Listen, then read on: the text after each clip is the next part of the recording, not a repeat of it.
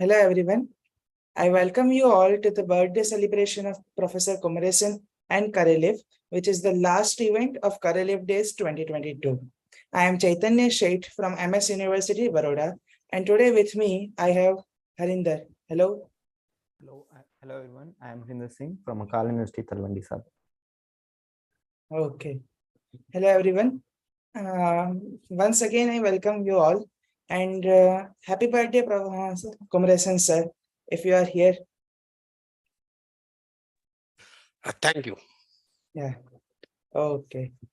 So, as we all know, Kumaresan sir has written many books so far, be it real analysis, complex analysis, linear algebra, geometry, and the list goes on. So, what we did is we collected an overview of some books and we have made a compilation over here. We would like you all to have a look at the compilation.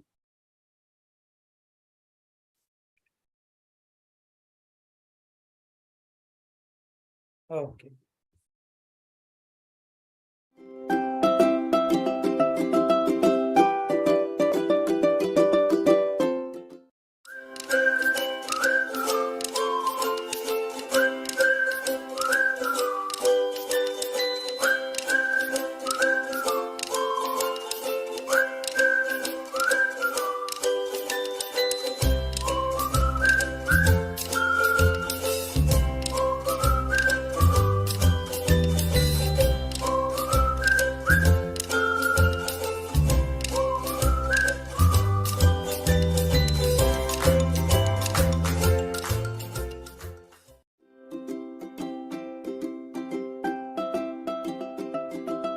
So I just want to share this experience and get a chance. I thought I will tell when you are going to ask other things, but let me put it here. It is connected to the linear algebra book. The experience of this linear algebra with me is the following: that this book I read without looking into the book. How can you read? See that? Mystery. Okay, so how it has happened? It's like every evening it's a kind of we come back from our regular work, and we had a senior called Srinivasan. Most of you must be knowing. So he was having this book in his office. He was doing PhD at that time. So he will read few pages, and I will sit in one corner of his room on his bed, and he will read for me, and I will try to see. I will try to understand. So in that way we started, and we decided we will be reading like this. So almost the full book he was reading for me, and I was just listening, and I was very comfortable, and I could feel some question. What about this will be my question, and that question will be the next question in the textbook. So it was like it is what was written for me. That's the kind of feeling I had. So you believe me that after going through one or two chapters, it was tempting to see, but decided not to see. So I have not seen his book, but I have almost completely gone through the book. So I've read the book through some other person. So yeah. So the linear algebra geometric approach, it was purely geometrical. Okay, that's what he was saying, what he was trying to convey. I could see what is lines, what will happen. So it was completely, it was changing. For me, I would consider it's a kind of very important turning point in my life.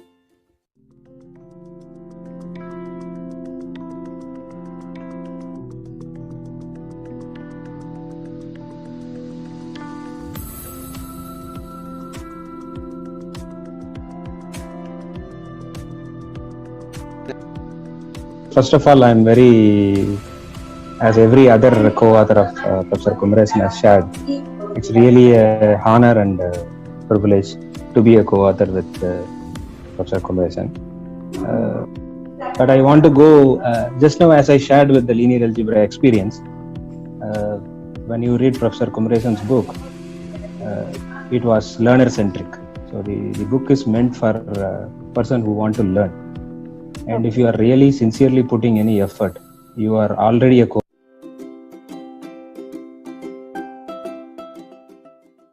It was in 2011. we were in MTTS camp in ICT. I was the local coordinator, and both of us, I think, had gone to this Maharashtra bank because it was just almost towards the end of the program. So that time we were just waiting for our turn, and then I think sir said that let us write this book on real analysis, and I must say that I was over the moon. As I said, co-authoring book with Professor Kumaresan itself is an honor. So that is when this idea came. In fact, that year I was teaching real analysis, and prior to that also I had taught, and of course I have grown as a student learning real analysis from Professor Kumaresan right from my first year MSc days. So by then also he had this problem course in analysis for almost all the chapters that is there, and apart from that several lecture notes was part of exploratory article on real analysis. So we really had a good backup what should go inside this book, and also I think by the time, real analysis, as you know, there are several books available, and I think one of the book that were distributed in MTTS for last few years before this book came out was Bartle and Sherwood. That certainly is definitely a good book, but the way we do real analysis, the way sir approaches real analysis in MTTS is entirely different. So we thought it is definitely a good idea to have this first course in real analysis book.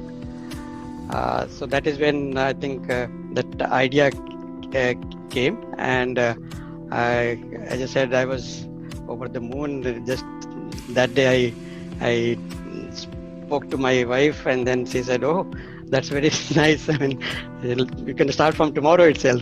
In fact, even now she keeps pushing me to take up several of these things. But yeah,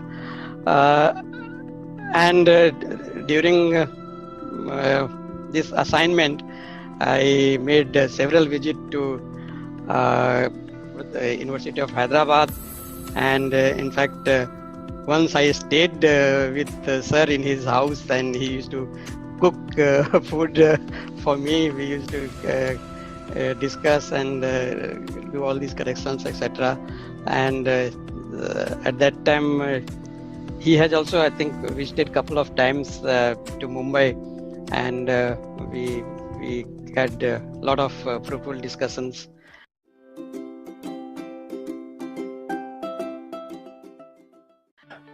See, an expedition to geometry, as in one of the earlier meetings I discussed, when I started MTTS, I found that always, many college teachers, students asked me, in anything I try to explain geometrically, they asked, how can you think geometry like this? Well, I do not know how to explain. So I said, the only thing is you learn geometry properly. So what I thought was, when we started MTTS, I started having a course. Nowadays only 3 courses, as you know. There was a 4th course, which is geometry. But unfortunately, there was no book, nothing. Okay, either geometry meaning Euclidean geometry or analytic geometry, 2 or 3 dimensions. After that, people talk about Grothendieck, algebraic geometry, schemes, Sayre, okay, all such things. Okay, there is nothing which make you think geometry on the way. There is another school which was like Descartes used algebra to understand geometry. Gauss started using calculus to understand surfaces in 3 dimensions. And his student Raymond was much more of a geometric genius. Okay. And he understood what is really happening. Okay. He put it on even a dimension, and he is far superior. Of course, it's my personal thing. If you ask me, I will consider Raymond is superior. Anyway, so he introduced the so-callad Riemannian geometry or modern differential geometry of any dimension, any finite dimension for that matter. So the expedition to geometry tries to give you a glimpse of each of these topics. Okay, you will see some kind of coordinate geometry, you will see some projective geometry, you will also see differential geometry applied to curves and surfaces. Okay, all these things will be there. My proof of Gauss theorem egregium will not follow the standard textbooks or Gauss proof. I will take Raymond's approach in mind and then reduce that as a corollary. Okay, in all my books, that's what you will see. Okay, so, and the second reason for Riemann geometry is something very interesting. See, I was working in Lie groups and so-called symmetric spaces, and I have proved one of the very deep theorems which is named after me. In that respect, there are certain open problems which are geometric content. So I wanted to understand differential geometry with a little more in depth. Then I started looking at it. Then there were a lot of people in TAFR at the time, and who were supposed to be differential geometers. But when I tried to probe and ask questions and something, I found that I was not happy. So what they knew, someone essentially, Miller has a book on Morse theory. In about 20-30 pages, he does what he calls a Riemann geometry. That's good for his purpose. With that background, he can prove whatever he wanted to do. Okay, he was happy with that, but that's not geometry. Okay, it's a kind of he used as a tool to get something. But people thought just because they read it, they know geometry. Then I started understanding my own way. Then I wanted to teach. That's when the book was written. Okay. As usual, when I wanted to learn, I tried to think on my own and try to arrive at my own proof. If I get stuck, then I read. Then try to understand halfway. And I close the book again, come back and do on my own. So that's how the book came about. These are the two reasons.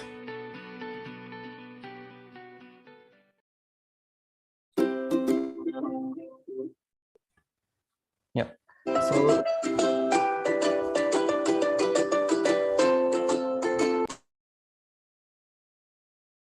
So you have seen a review for some of the Kumaresan sir's books. Now, if you want to see review for all the books, then you can go to the Curryleaf YouTube channel. Now, as you may all know that Kumaresan sir has his own YouTube channel, and where he regularly upload videos on mathematical topics. And now there are hundreds of videos available, and there are thousands of students who got benefited from these videos. So we will like to share you feedback from 2 of the beneficiaries. So Chaitanya will play the videos. Yeah, sure. Just a moment.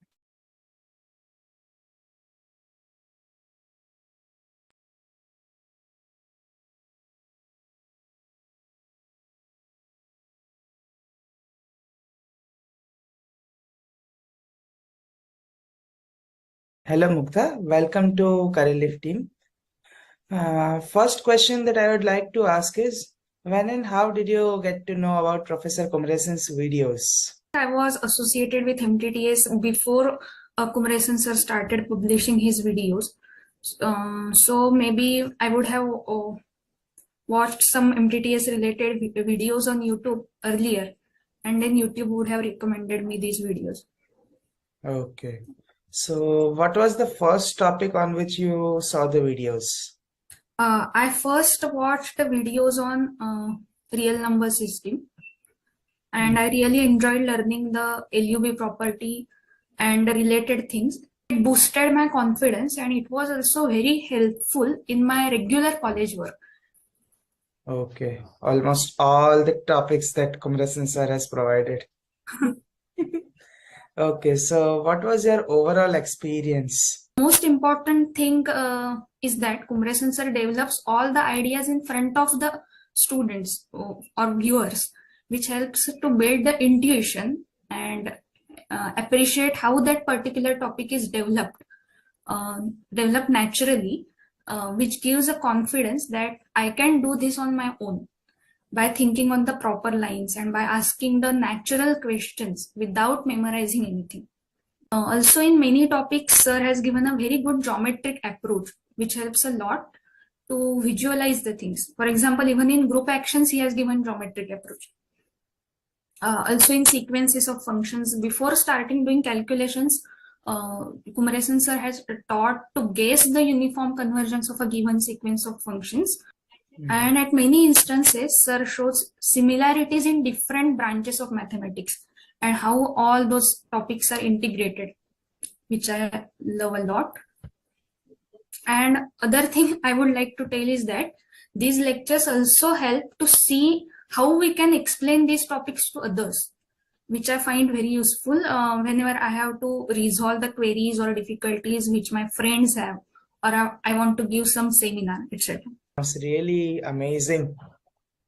So, on a scale of 1 to 10, if you are asked to rate, being 1 the lowest and 10 the highest, how much would you rate to the lectures? It is a difficult question or objective. Maybe 8 or 9.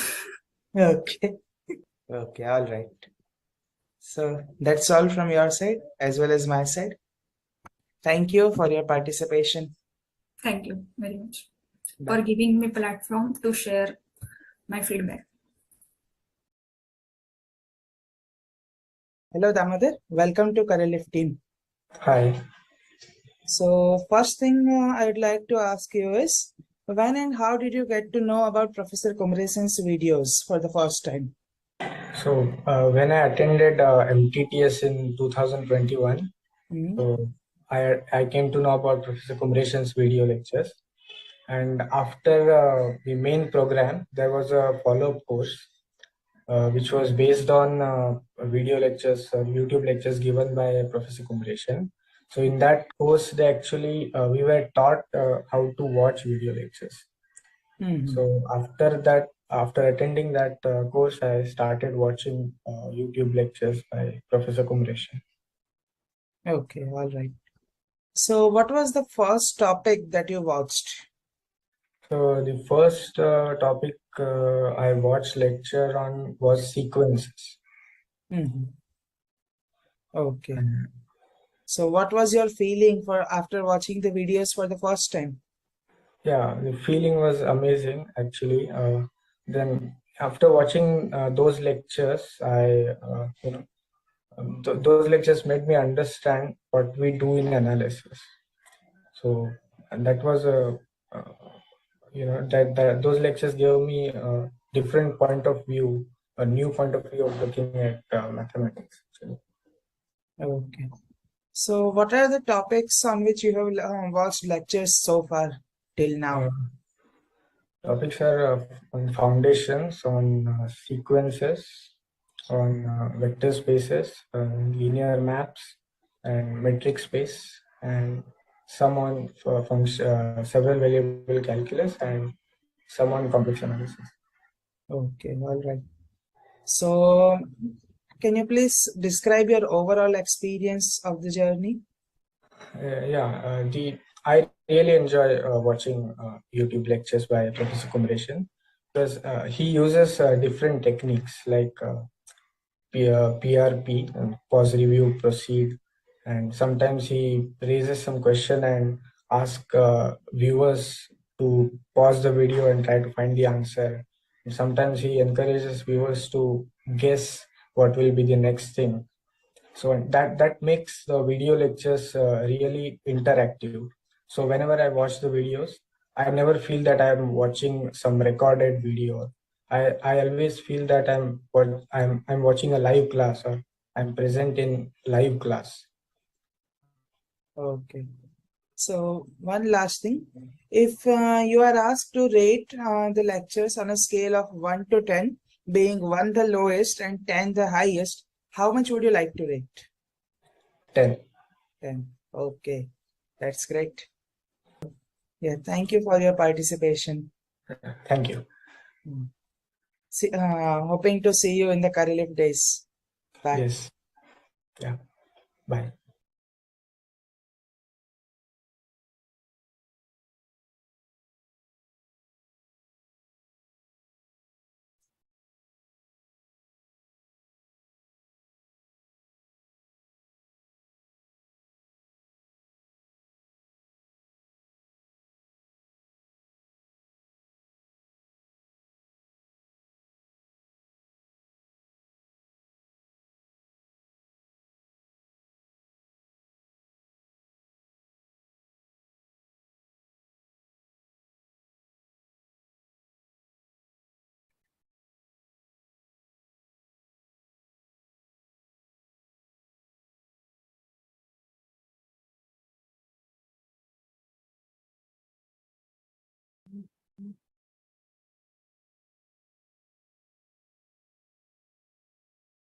So I hope you all enjoyed the video.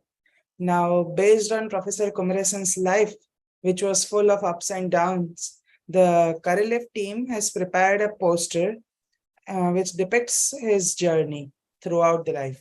I'd like to invite Alan Charan, who is a member of Currylip team, to unveil the poster. Over to you. Yeah.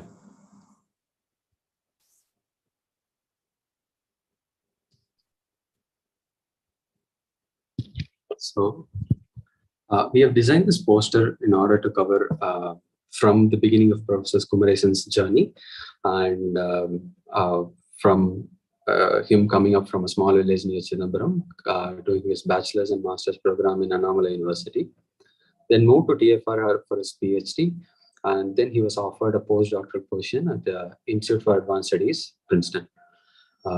After that, he joined in TFR, leading an extraordinary research career. Yes, I hope I'm audible. Have you shared the screen? Yeah, I did. Isn't it visible? No, it's not visible. I will share again. Yeah.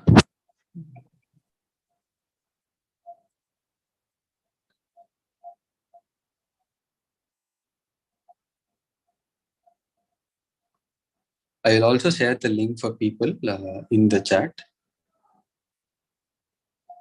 People can access it.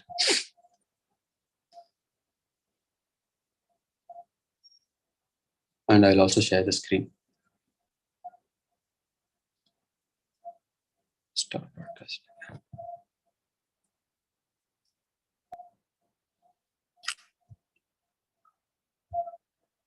The screen is visible now. Yeah. So we created a poster to combine different aspects of Kumaresan's life, starting from his early life and this academic journey. Then following that, MTTS. I will briefly touch upon these things. So MTTS was in the 1980s. There was a talk within the math community, as Professor Kumaresan mentions, that we have to improve the quality of research students who are joining PhD in India, especially in mathematics. So in this discussion, Professor Kumaresan's idea was to solve this problem at the root level, to train people at master's and undergrad level. And then he approached NBHM, where his teacher, Professor M.S. Raghunathan, was the head of NBHM back then. Upon their approval, he started his MTTS as an experiment in the 1990s. And then Professor Kumaresan has experimented several pedagogical methods which help students to learn mathematics. And he also brought in many mathematics professors into his new ideologies and methods that he has found at different places. So, and many mathematicians from allied institutes started contributing MTTS. And most importantly, during the rise of MTTS, it ensured that it caters people from rural background who otherwise have very less access to good resources of learning mathematics. And the legacy, with strong determination and persistence of Professor Kumaresan, which is his character, MTTS has produced very good researches in mathematics in last 30 years. Most of the, from my personal observation, more than 50% of the young faculties in any leading institute in India, they're either directly connected to MTTS or at the second or third level, they would have had some influence from MTTS. MTTS has attracted students, and especially from rural areas, the converts who are, if we take the current PhD students in many institutes, especially from rural background, they will have some influence MTTS in boosting their confidence and giving them showing them the thought that it is possible to pursue a career in research. And awards and recognition, Professor Kumaresan is a recipient of INSA Teachers Award. He also encouraged the participants of women students in mathematics in subtle ways, like he encouraged the formation of women mathematicians in India. Not directly, but indirectly, he has contributed in many things. For example, he has worked in exposing LaTeX to the Indian community during its earlier time. Professor Kumaresan also gave a very brief introduction of MTTS program, which had a special gathering during the International Congress of Mathematicians ICM 2010, which happened in Hyderabad. And Kumaresan is a man on mission to make learning good mathematics accessible to everyone in India and world at large. MTTS was one such but big platform that he created himself for doing what he wanted to do. Currently, he spends his time mostly on creating high quality lectures that trains any interested students in math. He has covered topics in undergraduate and graduate level like real analysis, complex analysis, topology, group theory, multivariable calculus, and many more in detail. He has plans to cover advanced topics too in the future. Professor Kumaresan's YouTube channel can be accessed from the link here. Making MTTS into a self-sustainable organization, Professor Kumaresan is also currently focusing on training math teachers across the country. As an author, Professor Kumaresan has written over 10 plus books, around 10 books, and an overview of each book is provided by himself, and it is available in the Kareli YouTube channel. You can click the link and access it. He has also written more than 200 expository articles from undergraduate to research level that can be accessed in the MTTS website. So this is a very brief poster. We are planning to make it elaborate by adding few more points, and we will put this out in our social media handle and also share it across with other people. This is prepared by Chaitanya, Ilanjan, myself, and Ganapati. Thanks for the opportunity. Hope you like the content. Thank you. So now you have heard a lot of things about Professor S. Kumaresan. So now we would like to hear some words from him on this event. So I would like to invite Professor S. Kumaresan to speak. Over to you, Kumaresan, sir.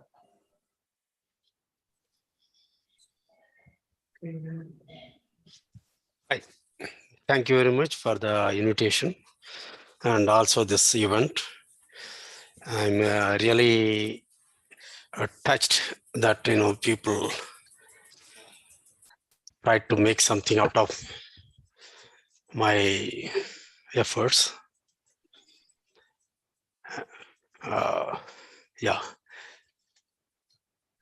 What I would like to say is that I think this kind of thing should be held as an obituary after I go away. Okay, that will be much more useful. Okay, I will be watching it from some other world if one such exists. Okay, all right. But there are a few things I still want to do. Is that because of some personal things, even though I think I produced about 360 videos till date, just about less than 2 years time, just about 2 years time. I want to produce another perhaps about 500 more, covering all topics of BSc level and MSc level mathematics. But I will stick to what one calls as an abstract, difficult things rather than like a differential equation, separation of variable. This kind of competition I will avoid. Okay, anybody can do and any book will do. Where conceptually more challenging and there are certain geometric aspects which are missing. Those are the things I would like to talk about. So rest of within next 3 years, I hope to do service to such things like measure theory, functional analysis, etc. Even several variable calculus, I had done calculus, differential calculus, but integral calculus is easy. but going up to something like a differential forms, etc., I would like to do. Okay. And also I would like to do abstract algebra.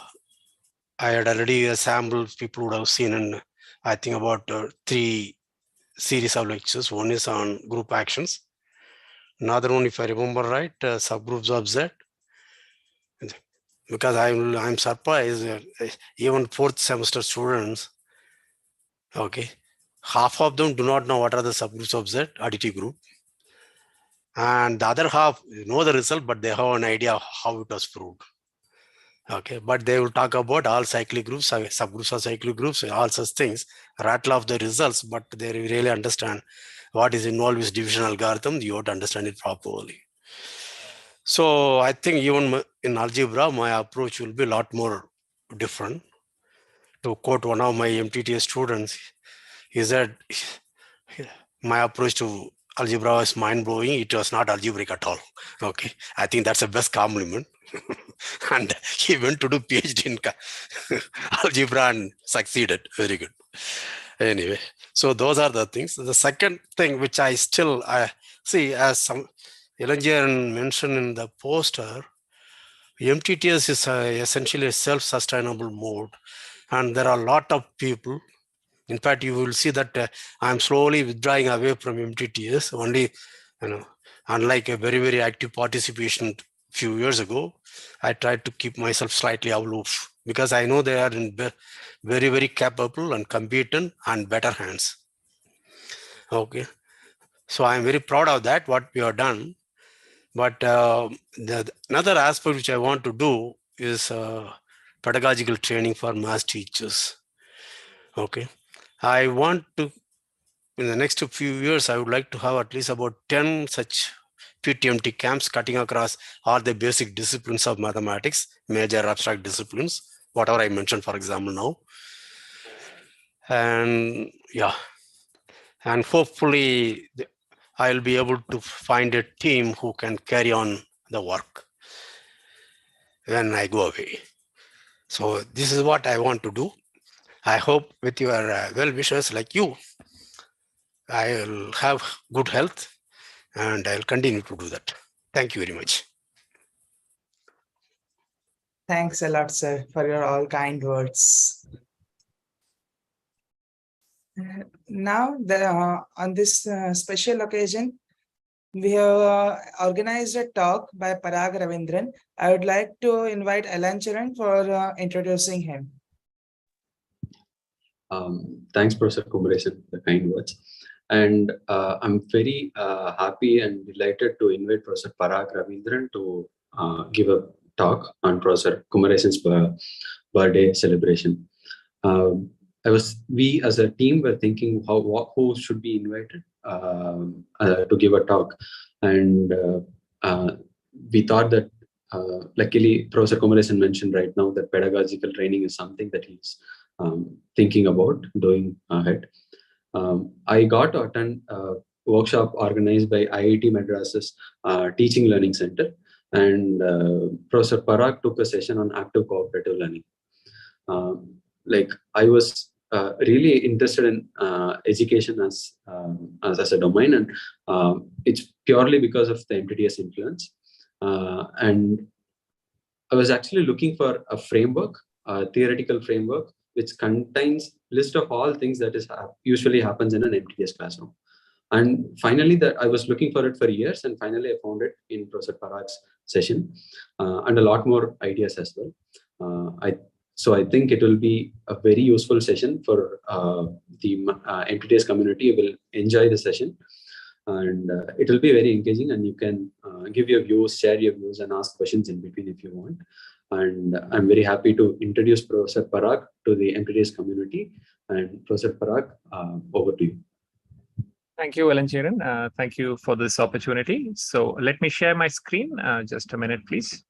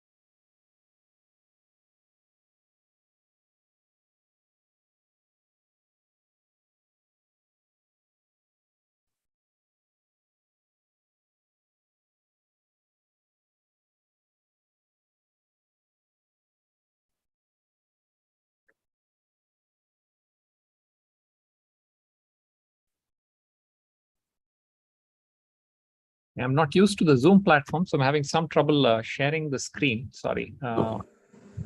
See if I can bring it up.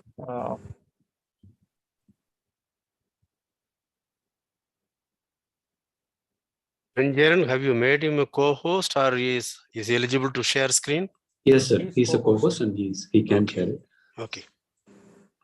So, Professor Parag, if you click share content, green color upside.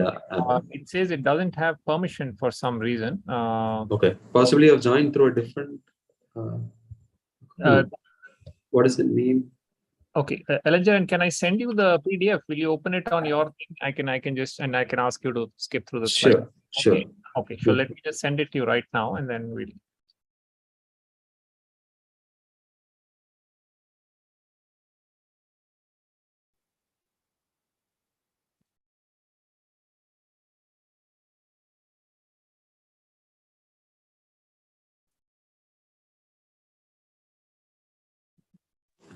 I hope you're sending it via email. Yeah, I'm sending it via email right now. Yeah.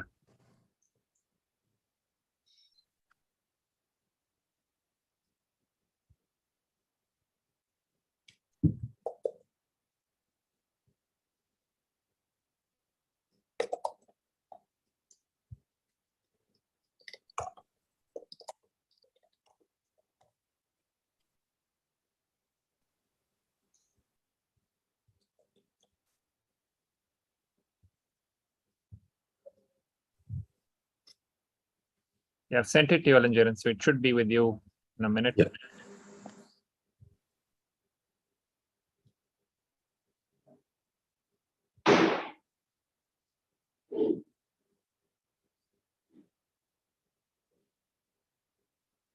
Receive me.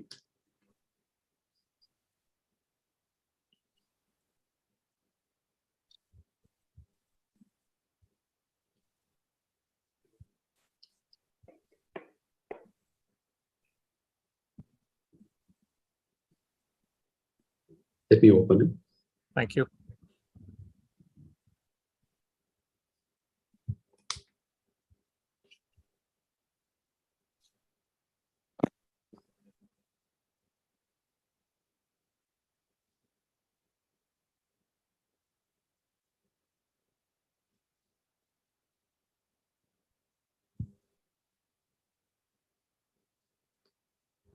Let me share the screen.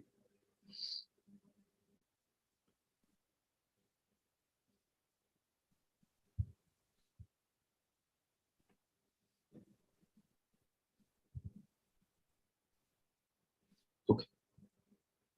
Thank you, Ellen. Yes. So, thank you again for this opportunity. It's a privilege to be here, and I think it's a privilege and an honor.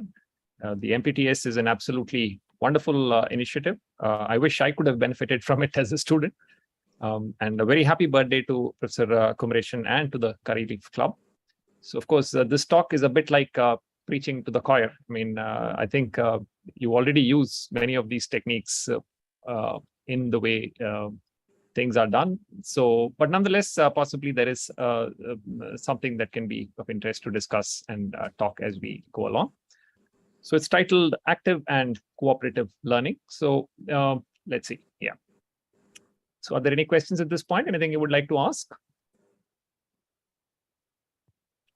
Good. Okay, so then let's go on to the next slide. Thank you.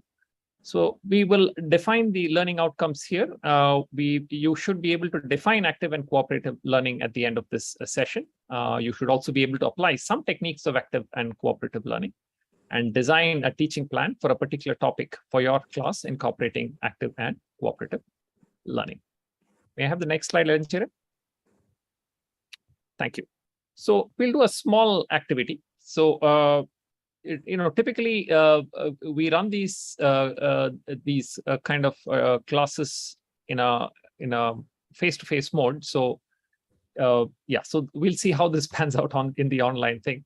So suppose there is a certain concept that you want to teach your class. So pick something elementary, I would request, and list 3 different ways in which you would like to teach this topic, right? So anything from high school mathematics or your first year BSc or whatever, right? So some simple topic that you want to introduce to students, And how would you introduce this, or how would you teach this?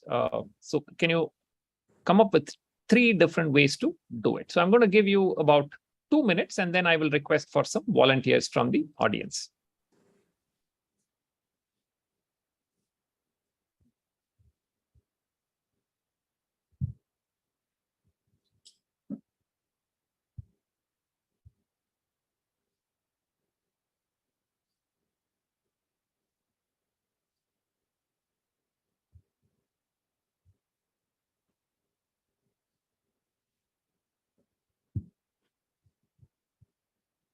So those of you who don't mind sharing your videos, please turn them on. I mean, it's a little easier if I can see some of you.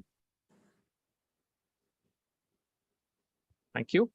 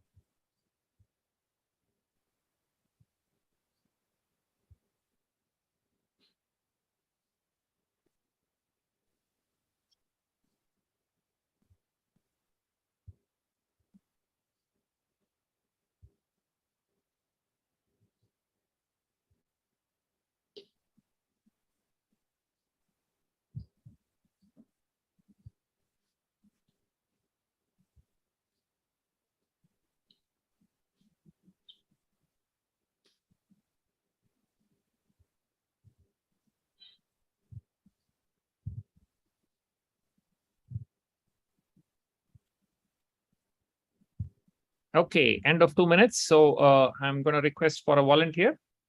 Is there anybody who would like to share?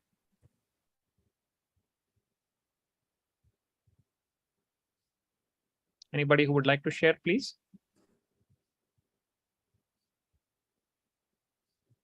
So if not, I'll have to pick on a volunteer. Is there somebody willing to share, please? You can raise your hand. I don't see any raised hands. There is one. Yeah, thank you. Chaitanya, please go ahead. Yeah, Vikram sir is there. Vikram is there. Yes, sir. Yeah, hi, thanks. So let's take say something like sequences, if that's okay. Yes. Okay.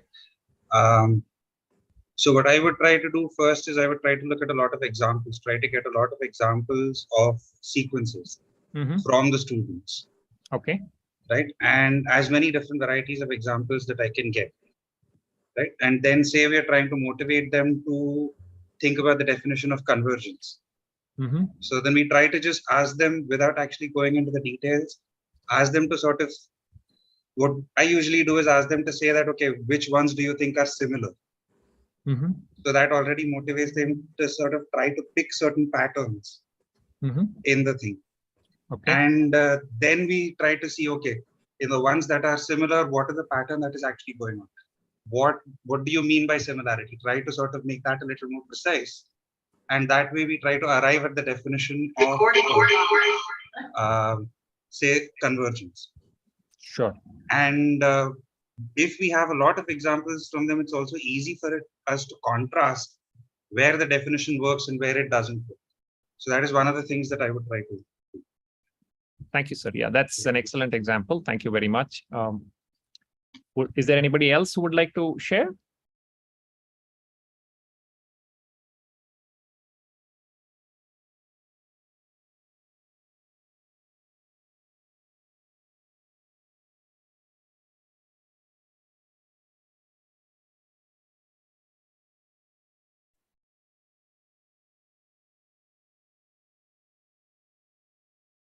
Okay, if there are no other volunteers, let's just think about it a little bit. What do you think is important when you want to teach, when you want to get a concept across? And I think Vikram sir touched upon these elements very nicely in his example, in the sense that you want the students to be involved with the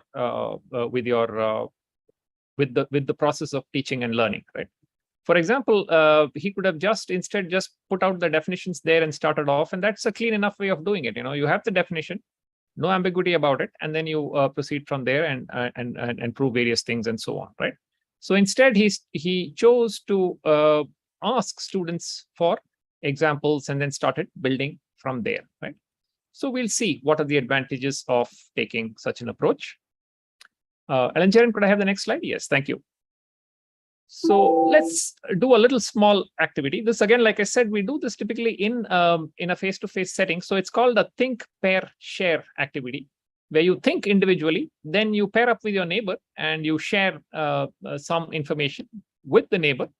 And then at the end of this, there could also be some global sharing where you might want to share it with a larger class, right? So in this part, we will be only able to do the think and the share part, where we will do the thinking individually, and then we can again share depending on whoever wishes to share, right?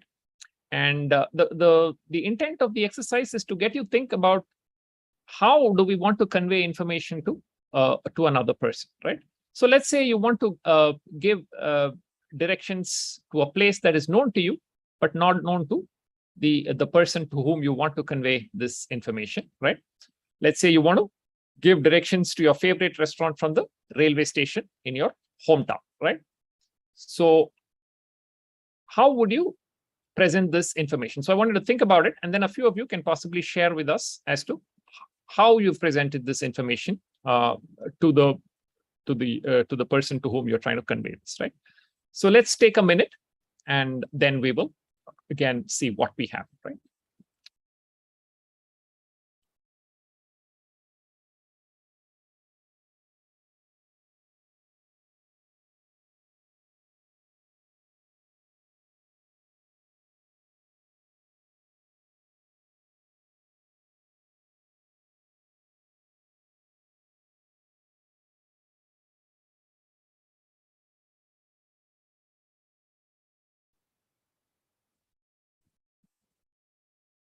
So we're not doing the pair activity here. We're just going to do the think, and then we will have volunteers sharing that with all of us.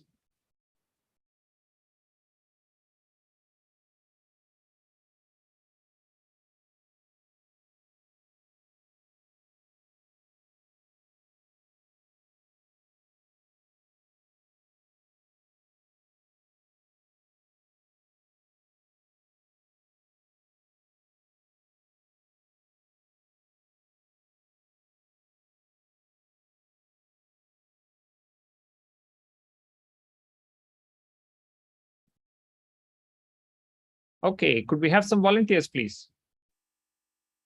Harini? Thank you, Harini. Yes, please. Yes, sir. So because it's my neighbor, I would assume they might know another place nearby. So there is a familiar location. I would try to say directions from that familiar location so that it's easier to remember how to go. Okay, so you're going to hinge it on some known place that is known to both of you, and then start from there? Yeah, probably a place closer to the destination than the railway station. So you want to pick some thing that is closer to the restaurant, and then start. But what kind of description would you give from there? Let's say you found a post office or whatever else that is closer, right? And then how would you convey the information from there? Just directions probably, or maybe if there is a street name that can be remembered easily, I would suggest that. Thank you, Harin. Thank you. Is there anybody else who would like to share? Yeah, sure. Say as as Harini said, I would also ask my neighbor if he or she knows some popular landmark. Then, okay, if that person knows that landmark, then go up to that point. You know the way. Then ask again if some other landmark is known.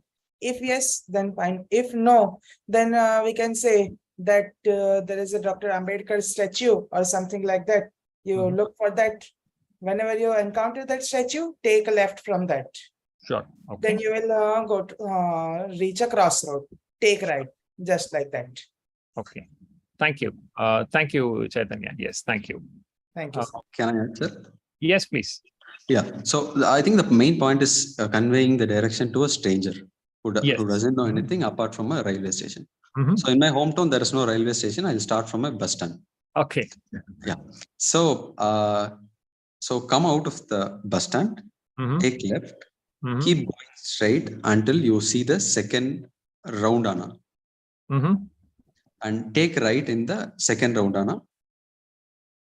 Fifth shop on the right side is the hotel. Okay. Thank you, Alanjaran. And the food? What is on the menu? I usually don't. Home is where I would make people know. It's hometown. Yeah. Thank you. Thank you, Alanjaran. Yes. Anybody else would like to share?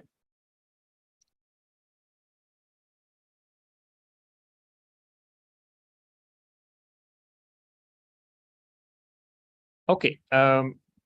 See, another way, right, would also have been to just draw a map for this person, right? I mean, you could have drawn a map, and that is usually, so people like to get information in different ways. For example, for some people, if you tell them, walk 100 meters, take a right, walk another 100 meters, take a left, they can remember that well, and they can do it well, and they understand it, and they can store that information well. Whereas some people, if you draw a map, they can do it well, right? So for some people, they may need landmarks on the way and so on and so forth. And many of us would prefer a combination of these things to get this information, right? So even as something as simple as giving directions to a place, there are ways in which we can make it more effective, right? So that's what was the point of what we were doing here. Alanjaran, may I have the next slide, please? Thank you.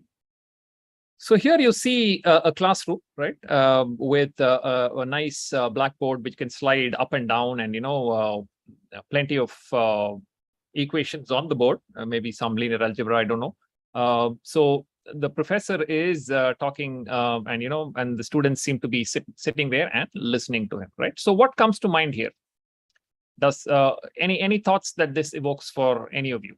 Does it resemble one of your classrooms? Maybe yes, maybe no. Do the students look excited?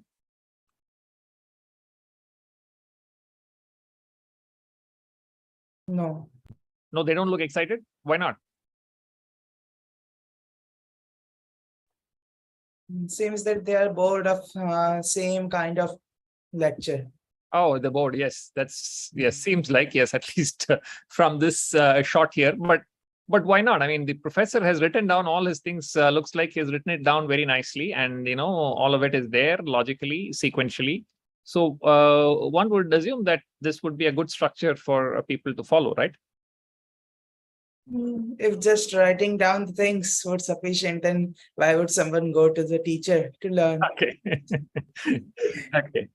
Thank you, Chaitanya. Yeah. So let's move to the next slide, please. Thank you. Yeah. Here's another, slide where you see that I assume that the younger person writing on the board is the student, and the older person looking on is the instructor. So here you see that the student appears to be doing work, and the instructor is just standing there with folded hands, right? Do you think learning is more effective in situation 1 or situation 2? 1 being the situation we saw previously, and situation 2 being the one we are seeing right now. Any comments?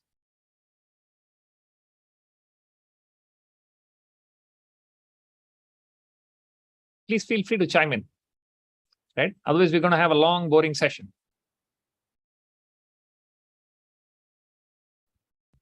Situation 2 definitely seems more fun. So is this Vikram, sir? Yeah, yes. Yes. Sorry. Thank you. Thank you.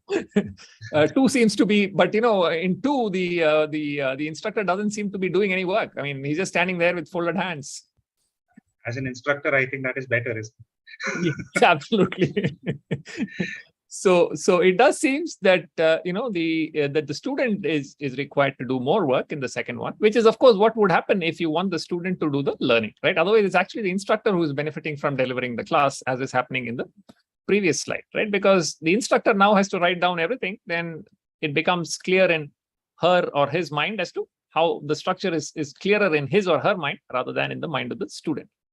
And something like mathematics is very much amenable to this, because mathematics is not a spectator sport. You cannot watch mathematics and learn mathematics. You have to do mathematics, right? So there's no point in just, so they have to think about it and they have to do, right? So may I have the next slide, please? Right. So when we think of a typical classroom, right, how do our typical classrooms look like? What kind of a structure do they have? Closer to the first situation, of course. So what are the activities that come to mind? If people could start listing out, I mean, you see a few students, an instructor, a blackboard with some writings on the board, anything else that comes to mind?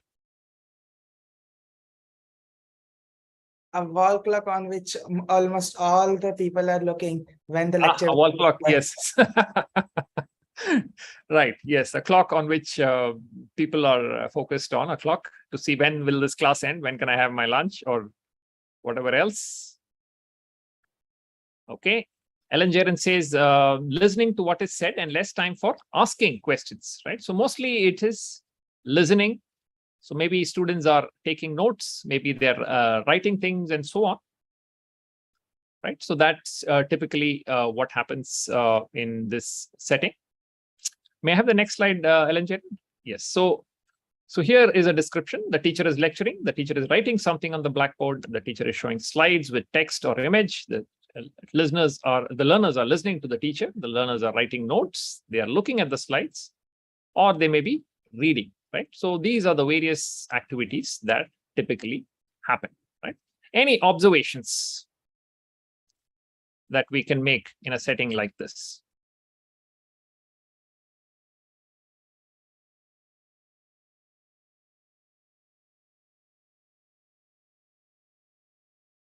What's a large-scale observation that we can make from all these activities that we see in a typical classroom? Yes, Jay. No, yes. Not much interaction is happening. Absolutely. Only the teacher is doing most of the activities. Yes. Thank you. Thank you very much. So that's exactly what we see. May I have the next slide, Ellen Jaren? So we see that the learners are mostly engaged in passive learning, right? So they are not actively engaged with the material. They're sitting there, they're just, listening to the lecturer or the instructor talking about things.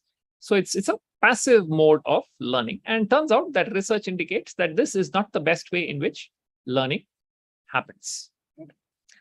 Nonetheless, the lecture does have, okay, so before we get on to that, yeah, here is a slide from with a picture from a lecture at the University of Bologna in Italy in the mid-14th century, right? I don't know if you can see it very clearly, but if you look at this a little carefully, you can see that it is, the lectern is because that's where it's called a lecture because the instructor is sitting on a lectern and then delivering the material.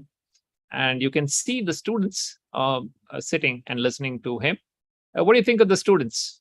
How do they compare to the students of today?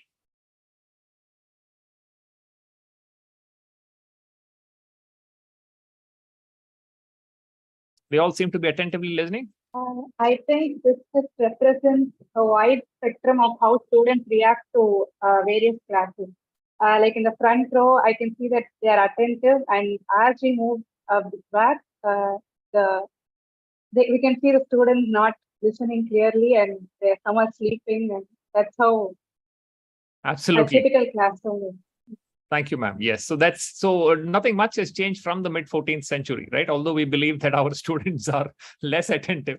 Turns out that the painter here has captured something from mid-14th century and looks like our typical classroom. People are gossiping in the back, somebody has slept off, and the lecturer is droning on from the front, right? So a typical classroom, right? Not much has changed, So in this age of cell phones, we believe that things have changed a lot, but looks like we still share a lot of common human traits with human beings in the 14th century, right? So may I have the next slide, Ellen Jaren? So the lecture itself is a very important form of delivering material, right? So my intention is not to say that the lecture is not a good form for delivering material. It has certain unique advantages and, of course, certain disadvantages, right? So any advantages and disadvantages of the lecture mode of delivering material that you can think of?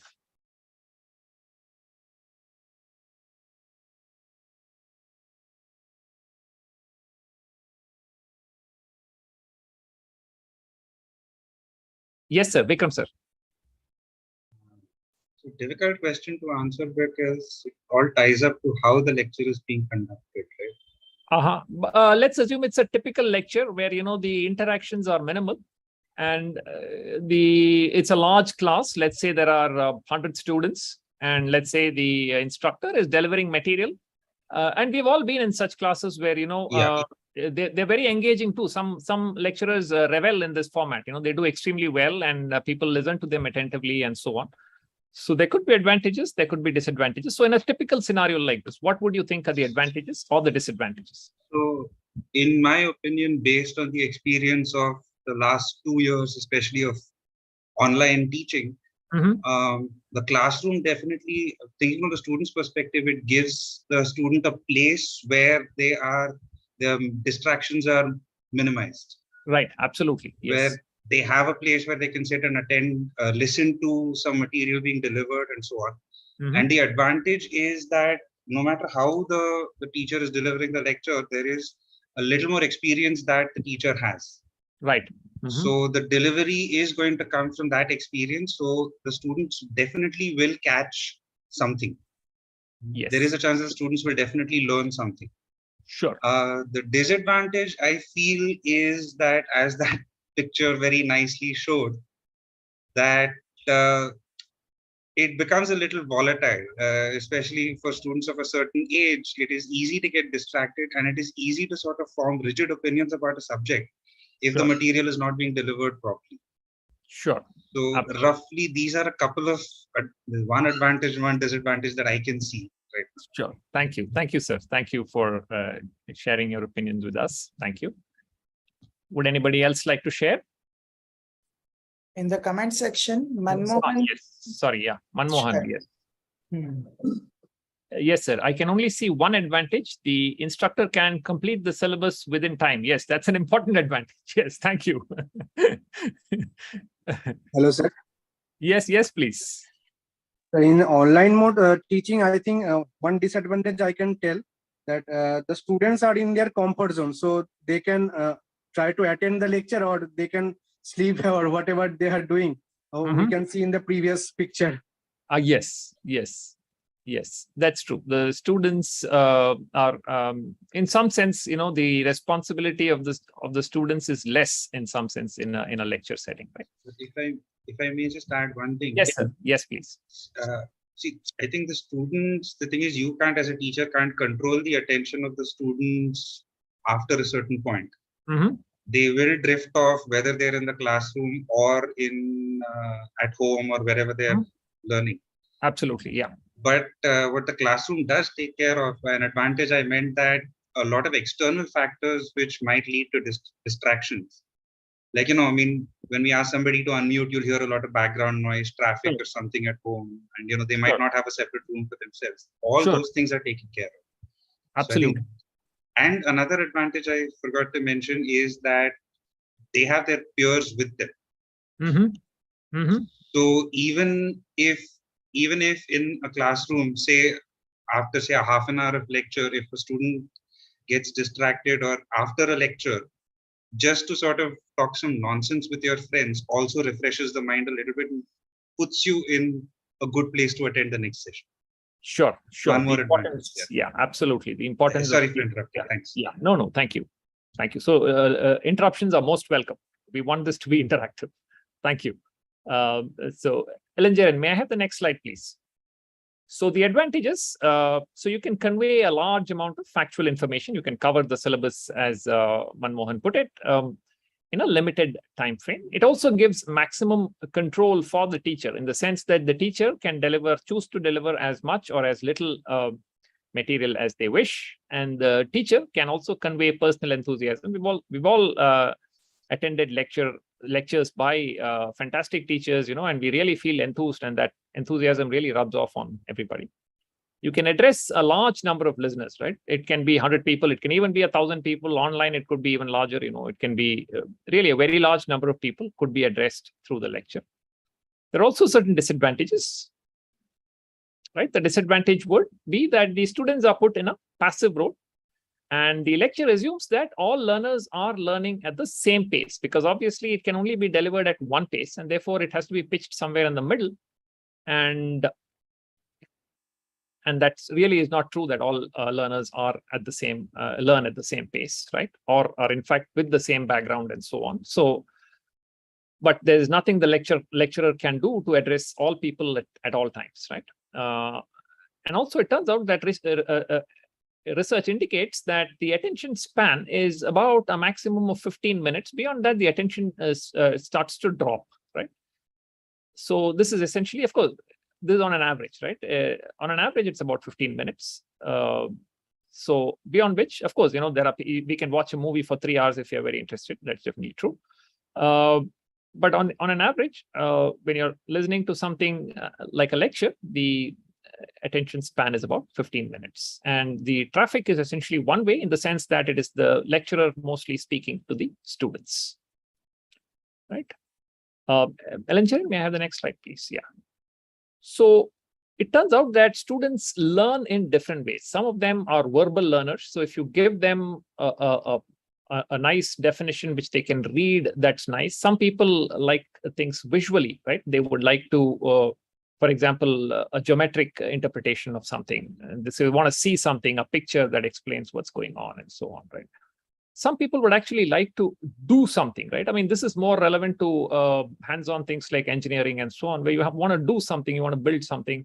But I think, of course, it may also have some applications to mathematical things as well, right? So our job as teachers is to help them learn. And so the teaching, the delivery of the material is not the main part. The reception of the material is in some sense the more important part, right? Many times we focus on how well we can deliver the material, and we don't worry so much about how is it received. But many times the effectiveness of teaching lies in how well is the material received, right? So, which is why we might need different techniques. May I have the next slide, Ellen? So, yeah, so obviously use of just one technique would result in boredom. And turns out that different techniques would have different rates of retention. For example, if you see something, if you do something, if you listen to something, all of them, right? It turns out that you would retain information in a far better manner than if you have just been introduced to one of them. Or if it turns out that you are a verbal learner and you only saw something, it doesn't quite work well for that particular learner, right? So a combination of techniques is usually the most effective way to convey information, right? And clearly, the more engaged the learner is, the more he or she learns. So we want to draw the learner into this process, right? We don't want them to be passive, watching from the sidelines. We want them to be actively involved in engaging with this process, right? Which is the whole point of our teaching. So like they say, tell me and I forget, teach me and I remember, involve me and I learn. That's attributed to Ben Franklin.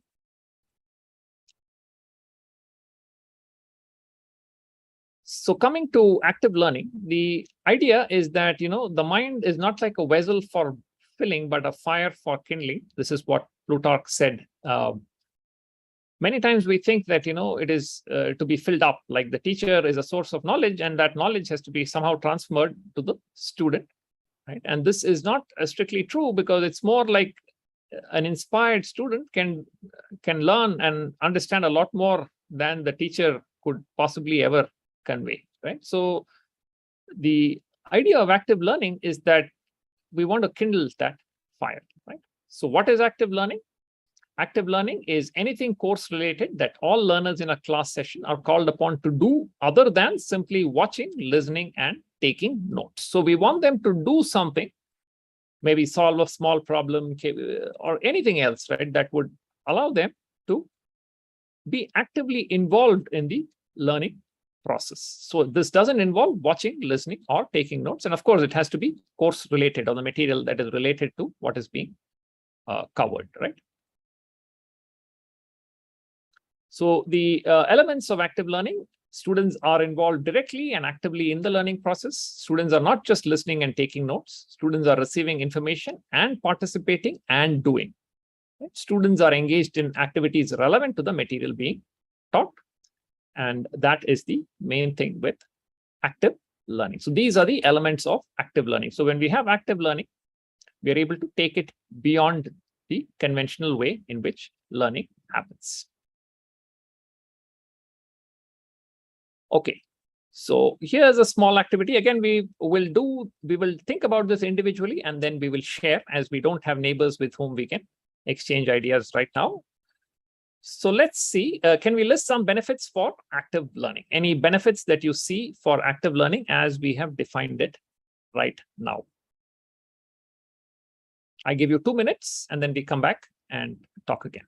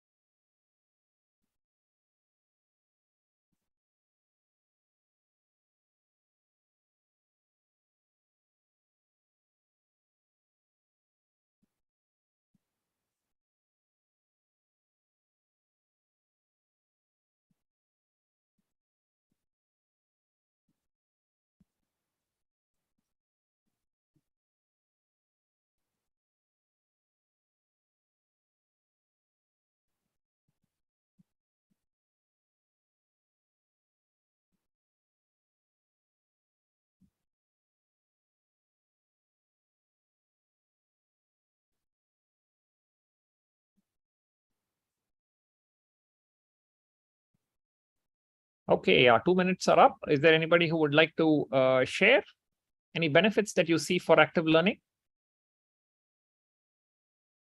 Yes, sir. Vikram, sir. Yeah, sorry for talking so much, but no. I'm happy that. Otherwise, it would be a hard act for us to pull off. One big advantage I see is that it will make the students take ownership of the course a little bit. Sure. Just to elaborate on this point a bit, if I may, the thing is that usually, I mean, I've done this as a student. I'm sure most of us have done this, and we see our students doing it, that the course is always the teacher's course. Yes. Ravindran sir's course, or Vikram sir's course, or Elancheran sir's course, or Kumaresan sir's course. Sure, absolutely. Right? Yes. So we don't take ownership of what we are learning. And absolutely. Also, if you ask any student, what did you learn in the last semester, they will not answer your question. They'll tell you what they were taught. Yes. They never tell you what they have learned. So this active way of this active learning, this will definitely help the students take a little ownership of their course. Absolutely. And it is an advantage to the teacher as well, because you learn a lot when you're teaching. Absolutely. So then learning becomes a shared experience. And that will also take care of a lot of things. Like, one of the things students are scared of when they're asked questions is, what if they give the wrong answer? Sure. But if the teacher is also actively participating in the learning process, then you will see that, okay, it's okay to make mistakes. Even I'm making mistakes. Yes. So that will also boost their confidence a little. So just some advantages that I see in the active learning process. Thank you, sir. Thank you. I see Harinder Singh has his hand up. Yes, sir. Yeah. So my point is, like, if we have active learning, then it will boost creativity. Yes. Yeah. Because when people are doing things, then they will make mistakes, and from the mistake we have a creativity, and it will lead to inventions also. So sure. My point. Sure. Thank you. I think a few people have also. Yes. Yes. In active learning, I think that the most advantage we can get, that if I know or some teacher knows some interesting thing, so they can discuss with their students or maybe their friends. In this case, their friends also their students, no? So because they don't know that thing, so they can discuss or they ask about that thing to make their interest also on that matter. Sure. It's maybe anything they can relate. So sure. In this case, our the topic would be more grateful for that. Sure. Yes. Thank you, Aditya. Thank you. Thank you. I think some people have also typed in a few comments. Yes, it gives us a chance to improve our teaching. The involvement will motivate the students to learn more. Sure. So, Ellen Jaren, may we have the next slide, please? Thank you. So the benefits.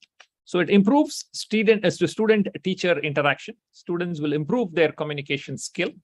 Students develop higher level thinking skills. They have to analyze, synthesize, evaluate. It improves their attitude and motivation to learn. So these are some of the advantages of active learning, right? I think most of these points you also, all of you have collectively also discovered. So yeah, so now let's have another little thing, right? How would you actually do this, right? I mean, have you attended or facilitated a class using elements of active learning? Did it help your students to learn better? If you've tried anything that you would like to share, right? I'm sure some of you have already done active learning elements, some elements of active learning that you've used. If there are any techniques that you've tried and you would like to share, let's take a minute to think about this and then we will share, right? So a minute to think and then we will reconvene to share.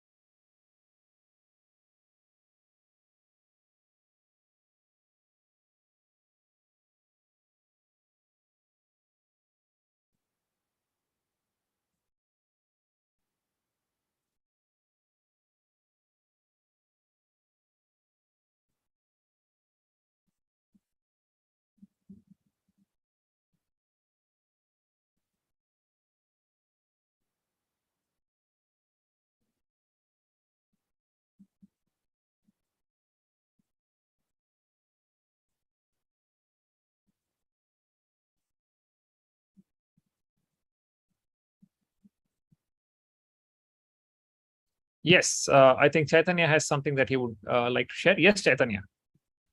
Yeah, I have attended such classes in which we can get active learning, and it did help me a lot.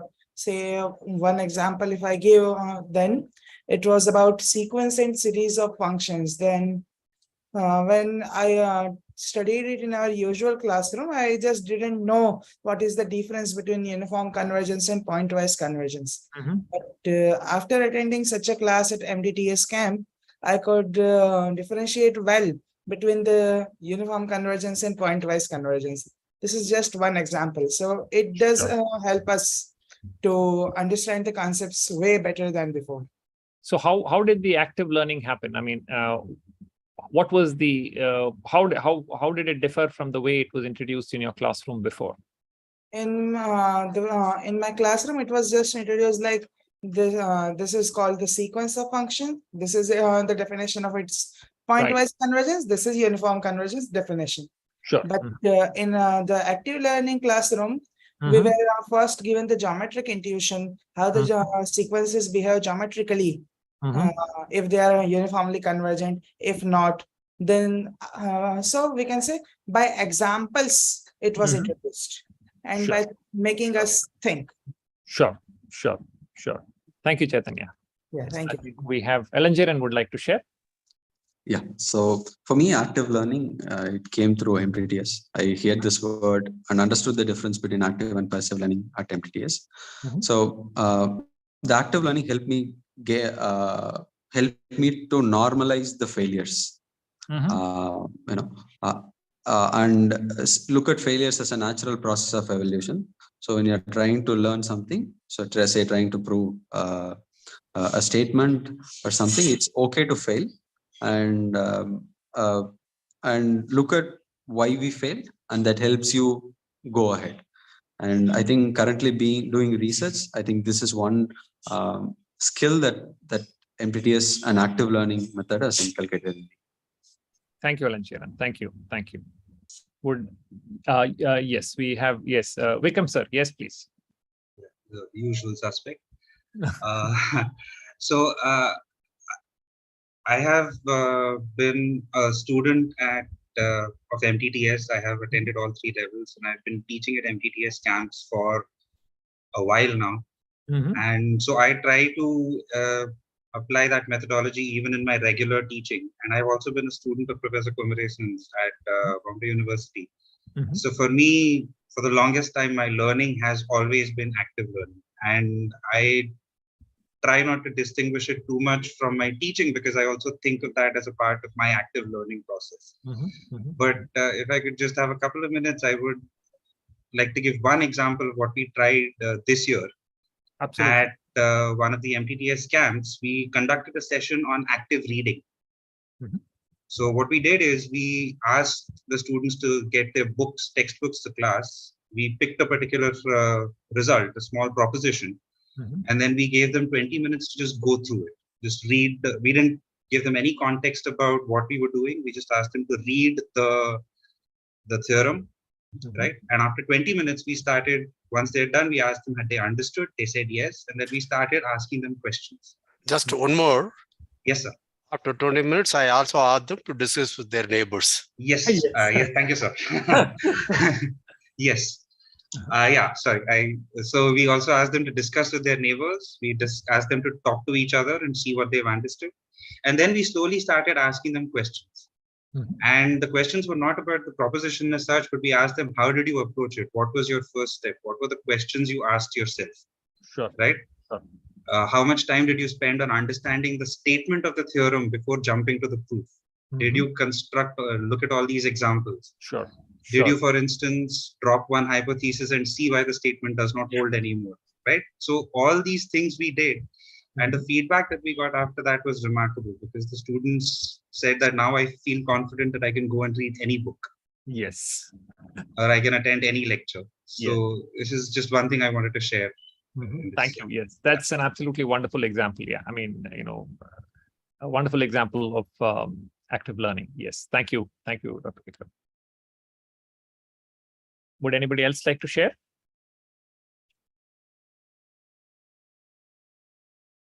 Okay, may we have the next slide, Alancharan? Thank you. Yeah, so there are many examples of in-class activities that can be done.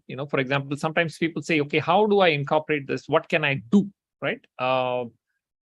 So of course, this is not strictly, this is a list that's taken from a paper by Felder. Felder is a chemical engineer, so some of these may not strictly apply to a classroom in math, but nonetheless, I think there are enough things here that a mathematician can use. So you could outline a strategy for solving a problem just posed, or you pose a problem and you ask students for strategies to attack this problem. Let's say there's a proposition. How do you solve this? How do you prove this, right? So you ask them for a strategy, right? Or you ask them for a flowchart for something that you've just done, right? Of course, the next one probably is not applicable so much to mathematicians, practical applications to problems. Parag? Yes, sir. All of them are applicable. The only thing is, you have to use the context. Yes, that's true. For example, when we do something, we ask, okay, where do you think this kind of result will be used? Sure. Okay. Either the result or the trick which you learn, which you use to solve. Okay. Sure. Yeah. All of them, all the bulleted points are applicable in fact, in any discipline, in my opinion. Certainly in mathematics, we have done that. Yeah. Thank you, sir. Thank you. So yes, so all of these can be applied. So you can try any of these techniques. If you haven't tried them before, you can try them in your classrooms and you can see, so these are some ways in which you can make the learning, an active process, right? May I have the next slide, Alancharan? Thank you. So this is also something that is recommended. This is taken from a work by Carl Smith, So here's how Carl Smith recommends organizing a 50-minute lecture. So they say that spend about 5 minutes in the beginning, advance organizing. So let's say we have a 50-minute class, and in the first 5 minutes, we can place this particular class in the context of the larger thing that is happening, right? I mean, how does today's class relate to the larger subject that we are covering in this course? Then you spend about 10 to 12 minutes lecturing. That 10 to 12 minutes is because we know that after about 15 minutes, people stop paying focused attention, or at least that starts to drop. So we want to keep it to about 10 to 12 minutes. Then you spend about 3 to 4 minutes in a small activity. It could be they do something and the teacher just lets the students work. Again, followed by about 10 to 12 minutes of lecturing. Another small activity. Followed by 10 to 12 minutes of lecturing, and then a summary of what we have seen and how the big picture is. So this is the one way in which you can incorporate active learning with some lecturing also. For example, many of us are used to lecturing, right? And going away from the lecture mode completely is a little difficult for many of us. So this could be a strategy where you have a little bit of time lecturing, and you also involve students in doing something. Of course, this needs a little bit of planning on the part of the instructor. So he or she has to think as to where do they want to stop, what kind of activity do they want to give the students that will tie in nicely with the 10 minutes of lecture that is over and to the 10-15 minutes of lecture that is coming up, and so on, right? So it needs a little bit of planning, it needs a little bit of work, and obviously you see that the lecture time now is reduced from 50 minutes that was available to you to about 30-35 minutes that is now available. So the time available to the instructor exclusively has been reduced. So a little bit of planning is required if you wish to cover the material, right? So this is one way. So it's called a bookend lecture, right? Yeah. We can, if there are no questions, we can move on to the next slide. Are there any questions? Do you think this is something that can be done in a math classroom? I think Professor Parag will do that in MTTS. Okay, sir. Thank you. So another thing that we can use, and that is often used, is what's called a minute paper, right? So at the end of each class, the learners can answer the following questions, right? What topic was most clear in today's class? What topic was fuzzy or confusing? So you ask them to write this out on a small piece of paper and give it back to you. So it can be completely anonymous, for example. Of course, there are different modes of doing it. For example, one, you could use it as a form of attendance, right? Instead of calling out the roll list, you put on your roll number and you tell me what was most clear in today's class or what was most fuzzy in today's class. Or it could be anonymous. If it's anonymous, it makes people a little bit more honest. And these chits are just a bunch of chits that we get at the end of class. So it's unlikely that it can be traced back to who asked the questions. So people are not afraid to ask seemingly stupid questions sometimes. In front of all my classmates, I sometimes don't want to ask because I'm embarrassed. Suppose it's a stupid question and then everybody will think I'm a foolish person, and so on and so forth, right? So that barrier is overcome. So many times if we ask them at the end of class, just write one little thing, tell us what was clear or what was not clear, and give it back. So we can collect all these little pieces of paper and then look through them. And if there is something that we see that a large number of students have not understood, then we can probably, or even one student has not understood, we can probably go back and address it in at the beginning of the next class, or so on, right? So that's what we could do. So this is another technique in which you engage them actively, because they're now required to think about, hey, what happened in today's class? What did I understand and what did I not understand, right? So may I have the next slide, please, Alanjaran? Yeah, thank you. So the benefits are that it opens a channel of communication. Doubts can be cleared in a timely manner. It generates good questions that test understanding. It provides feedback to both teacher and student. The teacher also will come to know if they have done a good job. And the students also feel happy because it conveys a sense of concern about the learning of that has happened. Alanjaran, may I have the next slide, please? Yeah. So sometimes what happens is that over time, the number of minute papers, when you start, right, the first time you go to your class and do this, if you have 50 students, all 50 will most likely give you a minute paper, right?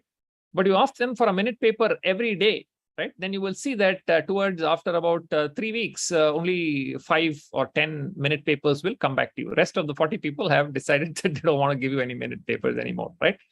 So what do you think? Do you have any ideas to make learners to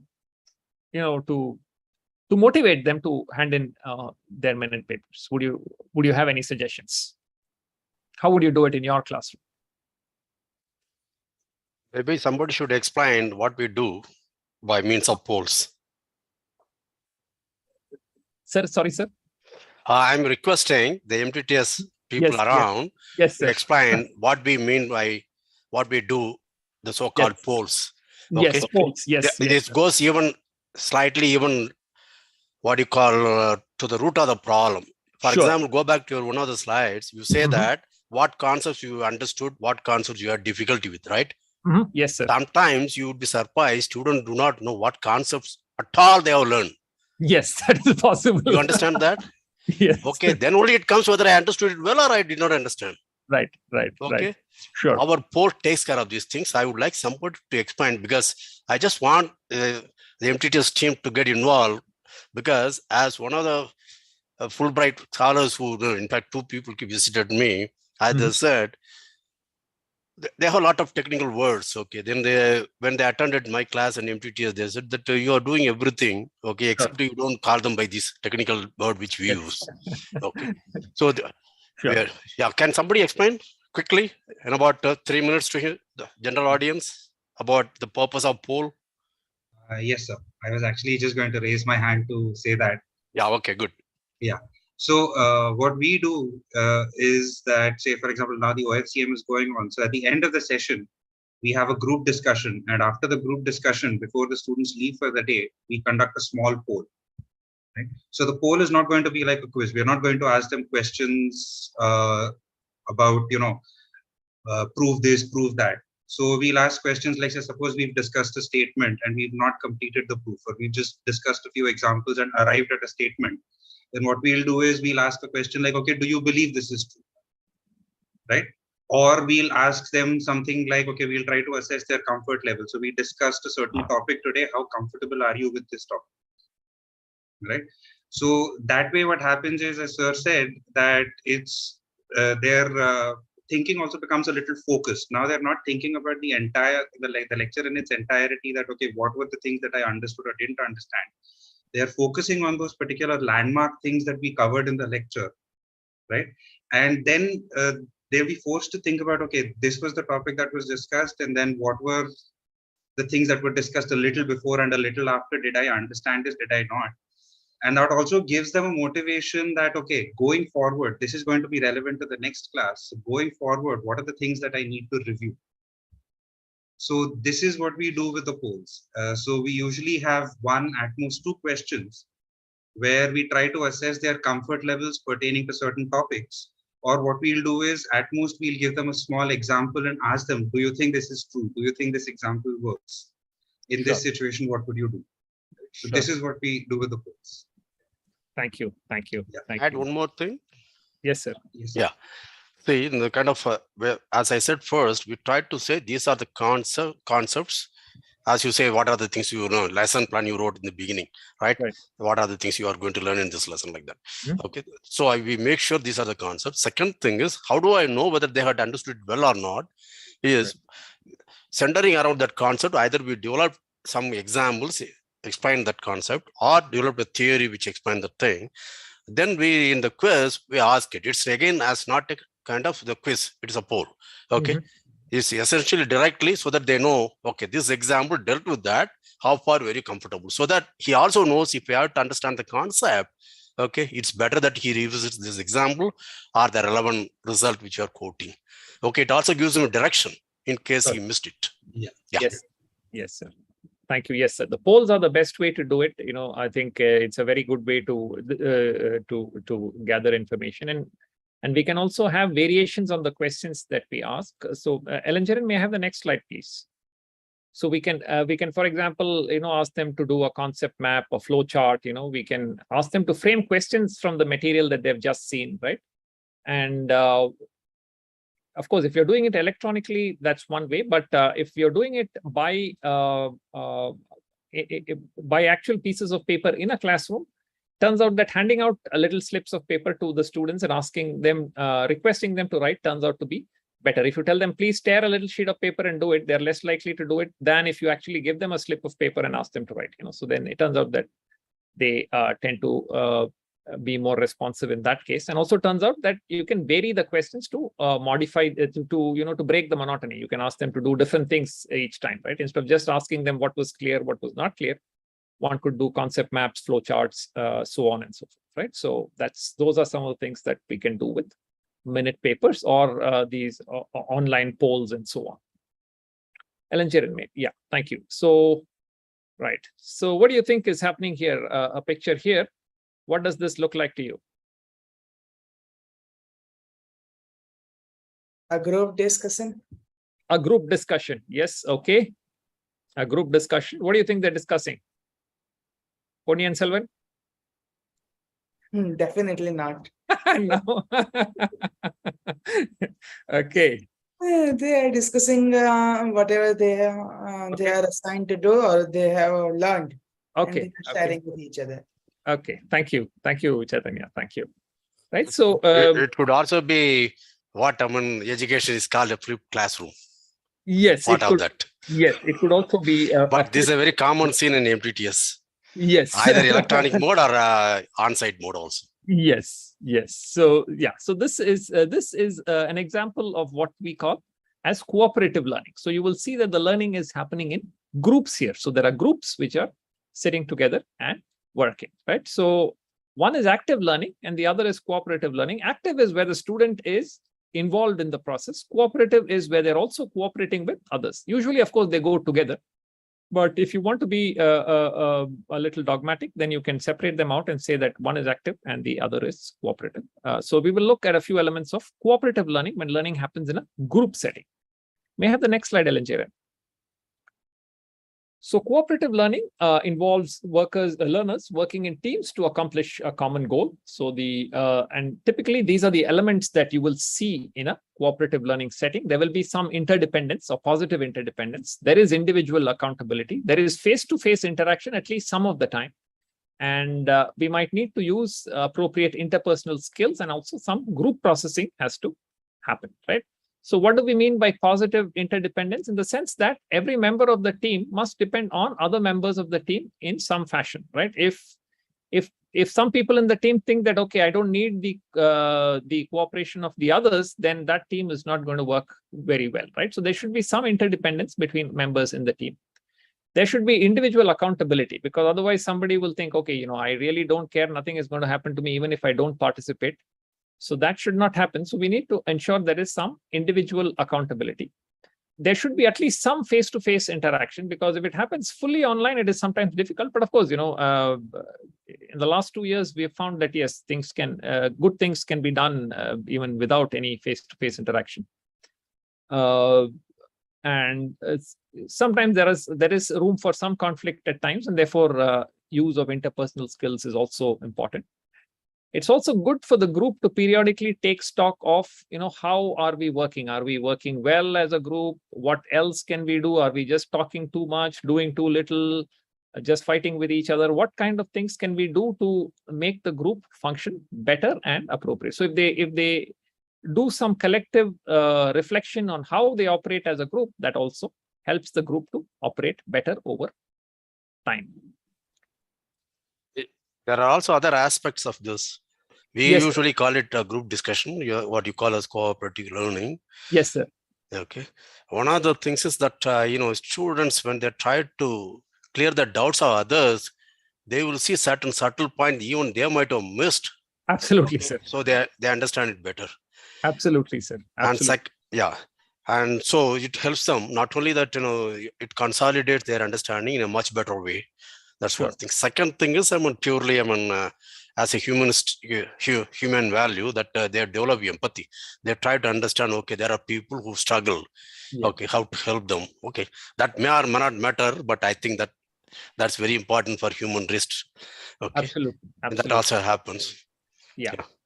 But this is a very important thing. By discussion, they understand that what they miss, okay, some slow learner is asking so that they have to explain, then they see, oh, that was a subtle point I have not missed. It was not the question which the slow learner aimed at. Yes. But in the process, this guy understands that. So these are the kind of, real hidden benefits. Absolutely. Yeah. So in fact, this is a big benefit for people who are doing well in a class. For sometimes they think that it is not very useful for them to sit in a group with a slow learner. That's not true. It is when you teach, when you try to explain something, that you learn many things in the process that you missed. Like they say, the final part of your learning is complete only when you try to teach what you learned, right? So absolutely, sir. Yeah. Another point I would like to mention, this is something that we have seen in the MTTS group discussions, is that at the beginning of the camp, you will always have a few students who are shy. They are not communicating with each other. They're not talking to each other. But at the end of the day, they are the most gregarious. So this group discussion also helps bring them out of their shells. It helps them learn how to communicate their ideas with others and how to receive, as Sir said. It increases empathy, so how to receive other people's ideas as well. So it's another advantage. Yes. Thank you. So, the MTTS is already practicing all these things. So really, there's not much that is new to in terms of the thing, except for the terminology, perhaps. Positive interdependence. So every member relies on everybody else. So like Sir said,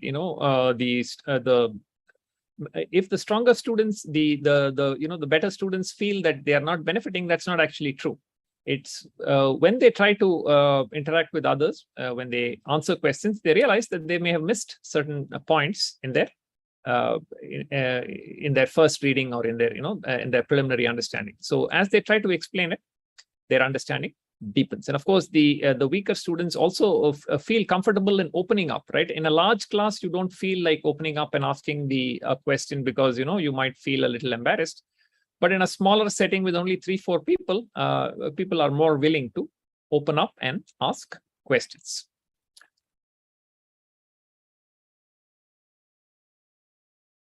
Okay, some ways to incorporate positive interdependence in group activities. How would you ensure that, let's say you have a group of 4 people or 3 people, you want them to, positively interact with one another and to depend on one another. Some groups we know are dysfunctional. They don't work well at all, right? So what can we do to encourage positive interdependence in group activities? Any suggestions, any ideas? We spend a minute and then we come back.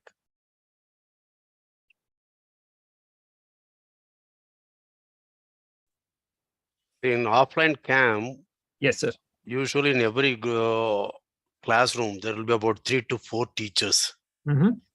Okay, it's a kind of mandatory in MTTS that you cannot come and give lecture and run away. Sure. To prepare for your next lecture. Okay, so you have to learn from others also. So you sit there, and so in the group discussions, okay, the first initial few days, okay, you will be lecturing, and I will internalize in my own way. Okay, then I will start the discussion. So okay, Parag sir said this. Okay, what do you mean by that, or something? Just to start the ball rolling. Yes, okay, yes. Slowly after 2 or 3 days we withdraw. Yes. By then they become comfortable. Okay, Sure. they begin to discuss. Sure. Okay, so that's one thing. Yes, and second thing is, even for weaker student to open up, very first day, we tell one of the axioms of MTTS. It is your birthright to make mistakes. Yes. Yes. Okay. If anybody says I never made a mistake, I learned everything correctly, he's lying. Absolutely. Even a genius. Yes. Okay. Right. So we say this repeatedly. Sure. Yeah. Okay. And the third thing, for the good students to open up, because they think, okay, I'm not going to benefit from this activity. Yes. Then I tell one of my thing, okay, my own personal thing. They ask, sir, how did you become such a good teacher or something? I said, that's because of my classmates. Sure. In fact, many times I have shared that in MTTS fora. Okay. When I was reading analysis in my final year BSc, even MSc students had difficulty, whereas I was able to understand.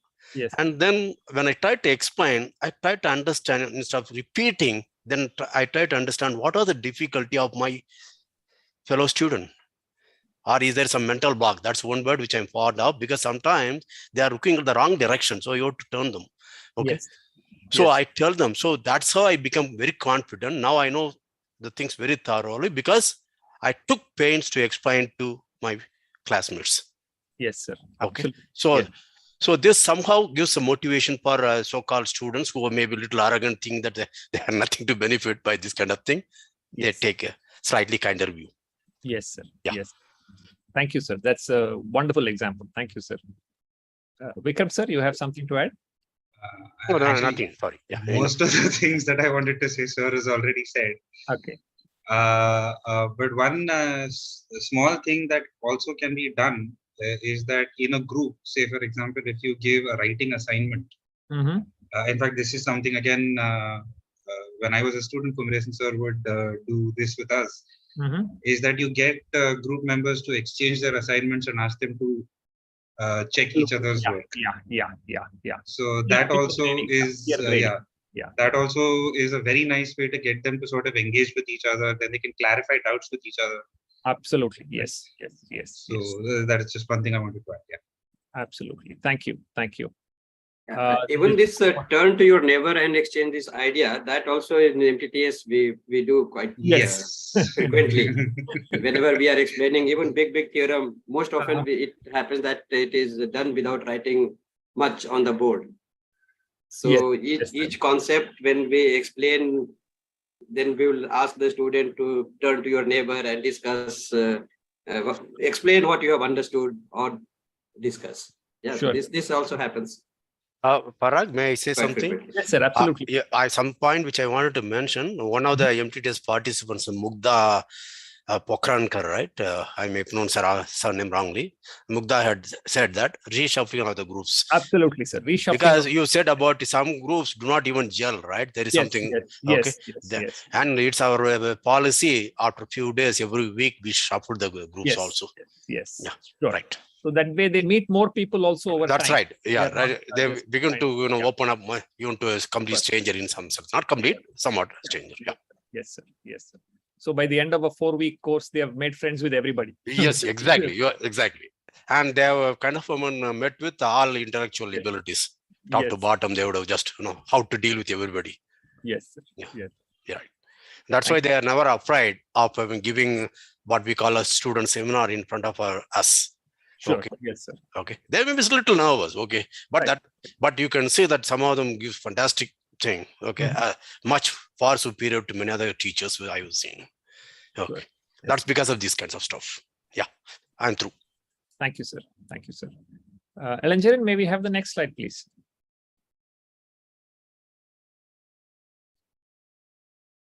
Okay, so some things, some of the things that are tried. You could give the team a common task, for example, brainstorming to come up with one idea for further work. For example, they may have 4 different ideas, and then they have to decide which one idea they want to work on, right? There's also something called a jigsaw structure. So for something, let us say, so let me give an example of how this jigsaw structure works. Let's say you want to do some agricultural activity, right? So one team of 4 people will learn how to prepare the field. 4 people will learn how to sow the seeds. 4 people will learn how to reap and to harvest, and 4 people will learn how to take it to the market and sell it. Once these 4 people become experts in their domains, we will form teams with 1 from each, so that now each team can independently do this activity of preparing the field, sowing, reaping, and selling the agricultural produce that they have. So this is the same idea that you have in a jigsaw structure, right? So you can have groups to do different things, and then you reshuffle the groups such that each member in the new group brings in something that only they have, and then they have to teach it to the other 3 members. So you can design such activities where they have to use this thing where they have to learn from others, as well as they are forced to also teach the others. Sir? Yes, sir. Sorry. I thought you finished that item. You please finish. No, sir. Please go on, sir. You can add. This jigsaw structure and the earlier group discussion when we did, it's something very reminiscent of this. Okay, Yes. slightly different, but the spirit is the same. Okay, the string is the same, which connects. See, so we have what we call some kind of a group study or even a seminar, right? Seminar topic we give, but it may be a big theorem. Why? Okay. And the time is limited. So we don't want to give anybody for more than 30 minutes. Okay. But then it may take about, 1 hour or 1.5 hours or something.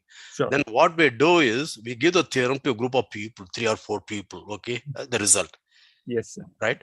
Now they have to, suppose there are essentially, think of this way, as you said, there are 4 main steps. Okay. Yes. Landmarks in that Yes, thing, sir. right? You cannot say that A will do first, B will do second, C will do third. Sure. You see that? So Yes. you have to learn everything as an entirety so that you also discuss. Okay. Yes. Because the reason is when the seminar is announced, when they're coming, okay, the faculty sitting there may call anybody to start the proof. Absolutely, sir. Yes. And halfway, even he may not have even completed the step, or sometime he completes the step, he will stop, call somebody else to take over. Right. Sure, sir. Okay. So this way, they have to be, kind of, what do you call, seized of the entirety, not only some, they're like assembly line. I will do only this part. Okay. Yes. That cannot happen. Yeah. Absolutely. Yes, sir. Thank you, sir. Thank you, sir. So we could break up activities that, where the results of one serves as the input to the other. We can have learners to solve in multiple ways and then cross-check with each other.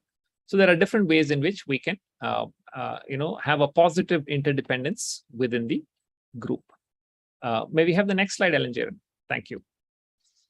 Individual accountability. I think sir gave a very good example of how you can make each student accountable for their share of the work and for learning all the material. For example, if the instructor calls upon anybody in any order and they have to, do the proof to complete the proof or to, finish the proof, then all of them have to be prepared with everything. They cannot say, I only did this little part. I don't know how the other things work. I only know how to do.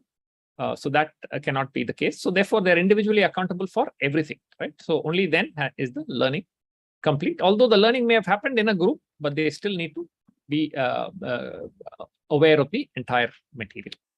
Ellen Jaren, may we have the next slide, please? Right. Okay. So maybe we'll skip this one. Can we have the next slide? Yeah. So we can have individual exams, for example, where at the end of the course, if you have an exam, you can have an individual exam, right? You can, for the same, let's say some reading or anything else that they've done, people will prepare individual reports, although the work may have been done in a group, right? Typically, group works best when you have small groups of 3 to 4 learners. And like sir has already said, you can ask one member at random to explain the results or the learning that has happened, right? Which makes sure that everybody has done has put in the required work and learned all the material, right? Parag? Yes, sir. It's a very good thing. The individual exams is one thing which we do using Moodle. Yes, and sir. we call it a self-assessment quiz. Yes, sir. Okay. And each student is given individual paper. Yes, sir. Yes, yeah. sir. Yes. Okay. Yeah, right. Thank you. All the other things also done. Yeah, right. Yes, sir. Yeah. So because this is the only thing is, our obsession that everybody is given the same paper so that etc. Okay. No. That really thing. But on the other hand, if you are keen to learn this kind of thing, you will see that many students take repeatedly to show that they are improving. Yes. Okay. Sir. Yes, so sir. That's why we call it self-assessment. Okay. Absolutely. You are not accountable to me. You are accountable to yourself. Absolutely, sir. The best way learning happens. Yeah. Exactly. Yes, sir. Yes. Vikram, sir. Yes, sir. Yeah, I actually just wanted to mention the self-assessment quiz only. And in the recent workshop that just concluded today, and of course in the past workshops also, one interesting thing that you find is that, see, all of us will make certain impressions about students in the first couple of days. Mm-hmm. That may be unfair, but it's a very human thing to do based on the first few interactions. And of course, we allow for that to change later on. Sure. But you will see that certain students are quiet or, not really responding too much in class and so on. But if you look at the self-assessment quiz, so what we do usually is that we have a question bank. Say if we'll have 300 questions, and from that we'll ask Moodle to pick 6 questions at random. So, and we keep the quiz open for say 36 hours or so, and the students can attempt it as many times as they want. Sure. So they keep getting new quizzes. So what we find is that the students who in the beginning are a little quiet and so on, midway when you take the self-assessment quiz, they do something like in the recent one about 15 to 20 attempts. Okay. And even in the feedback that we took, they were really talking about how the self-assessment quiz helped them introspect, helped them think about what they have understood, what they have learned, and what they need to work on. So the self-assessment quiz is also a very nice thing that can work. Absolutely. Yeah, that's a very good model. So so they get the scores at the end of each of this, right? I'm assuming that's how it works, right? No, so we don't usually give the scores. So what happens is at the end of each attempt, what is displayed is the their attempt and the correct answers. Okay, so they know if they've got it right or not. They know if they've got it right or wrong. Okay, so they may wish to do, but if they take it again, it will be a new set of 6 questions. It'll be a new set of 6 questions. Okay. And they usually take about 3 to 4 such tests, and so that they can see they are mastering. Yes. And remember that each time the test will be different, so you cannot simply say it's a kind of crack the exam trick. Sure. In fact, one of the students said that he did 2 attempts. And in both the attempts, Moodle picked simpler questions. So he was very confident. So he was testing himself on the time that he took. So he was trying to improve his time. Okay. And then when he went for the 3rd attempt, a nice tricky question came up. So the pattern was broken. But he was happy about it because it made him think. So a lot of nice things come out of this. Yeah. Absolutely. Thank you. Ellen Jaren, may we have the next slide, please? Thank you. Face-to-face interaction. Turns out that when we do have the opportunity, it's good to have teams to sit together in a class, right? There are also softwares which are available if you want to make a team for an entire semester and so on. There are softwares which are available which allow you to do that. And you can also ask teams to maintain minutes of meetings. For example, if they're meeting outside of class hours for doing something, working on a larger project or something of that sort, then it's also a good practice to have minutes of the meeting so that they themselves can reflect on what is the things that they are doing as a team, which is good and which is not good, and how to improve, and so on, right? Ellen Jaren, may we have the next slide, please?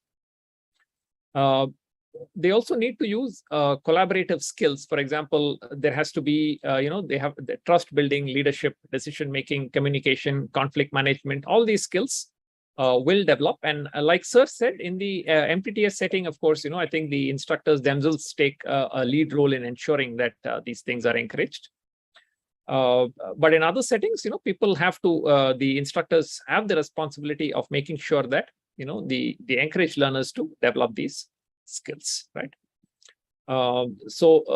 Like I said, it is also good for them to reflect periodically on what the group is doing well, what is not working, and figure out ways for the group to function better. For example, if a group of 4 is going to work together for 4 months, or over a semester, right? So then and if there are problems, they want to identify it, and they want to, within a month or within 3 or 4 weeks, there may be there may be clear signs of what is not working. A certain member is not coming, or a certain member is not pulling their share of the work, and so on and so forth. And then they need to reflect on this and see how they can improve. Ellen Jaren, may we have the next slide, please? So some of the factors that tend to influence cooperative learning: how teams are formed, how tasks are defined, group functioning, and conflict resolution, right? So how teams are formed, for example, if you ask people to form their own teams, very likely they will pick their own friends, right? So that is one way. The other thing is that we randomly assign, and like Mugdha ma'am pointed out, you could, just shuffle them periodically and so on. So there are different ways in which teams can be formed. And definitely the happy teams work better, right? So you want them to be happy where possible. Of course, you also, that can't be the sole criterion, but yeah. And how the tasks are designed. If the tasks also, I think that onus is on the instructor to design the task in such a manner that it is amenable to group processing, right? And with any groups, there may be some conflicts that arise, and then we need to have certain ways to take care of those conflicts. So we need to think up ahead, what will happen if 2 months into the project or 2 months into the semester, group 1 decides that they cannot work together anymore. How do we resolve the problem? What happens, and so on and so forth. So we need to do a little bit of planning upfront to see how we can resolve any conflicts that may arise, right? Ellen, may we have the next slide, please? Yeah. So the benefits of cooperative learning, it improves interaction among learners. Students improve their interpersonal and group skills. They work better as teams. It gives them opportunities to affirm learning by teaching others. This is a tremendous thing. This, again, Kumaresan sir emphasized how it's a great experience to teach others and improve knowledge for everybody. Some of the other things, students are exposed to alternative problem-solving strategies. For example, we may be used to doing things in a certain way, but then, when we're working in a group, we figure out that, hey, my friend can do this in a different way, which is actually more interesting, is a better way of doing it, is faster, is better, is cleaner, So you can be exposed to alternative ways of looking at things, right?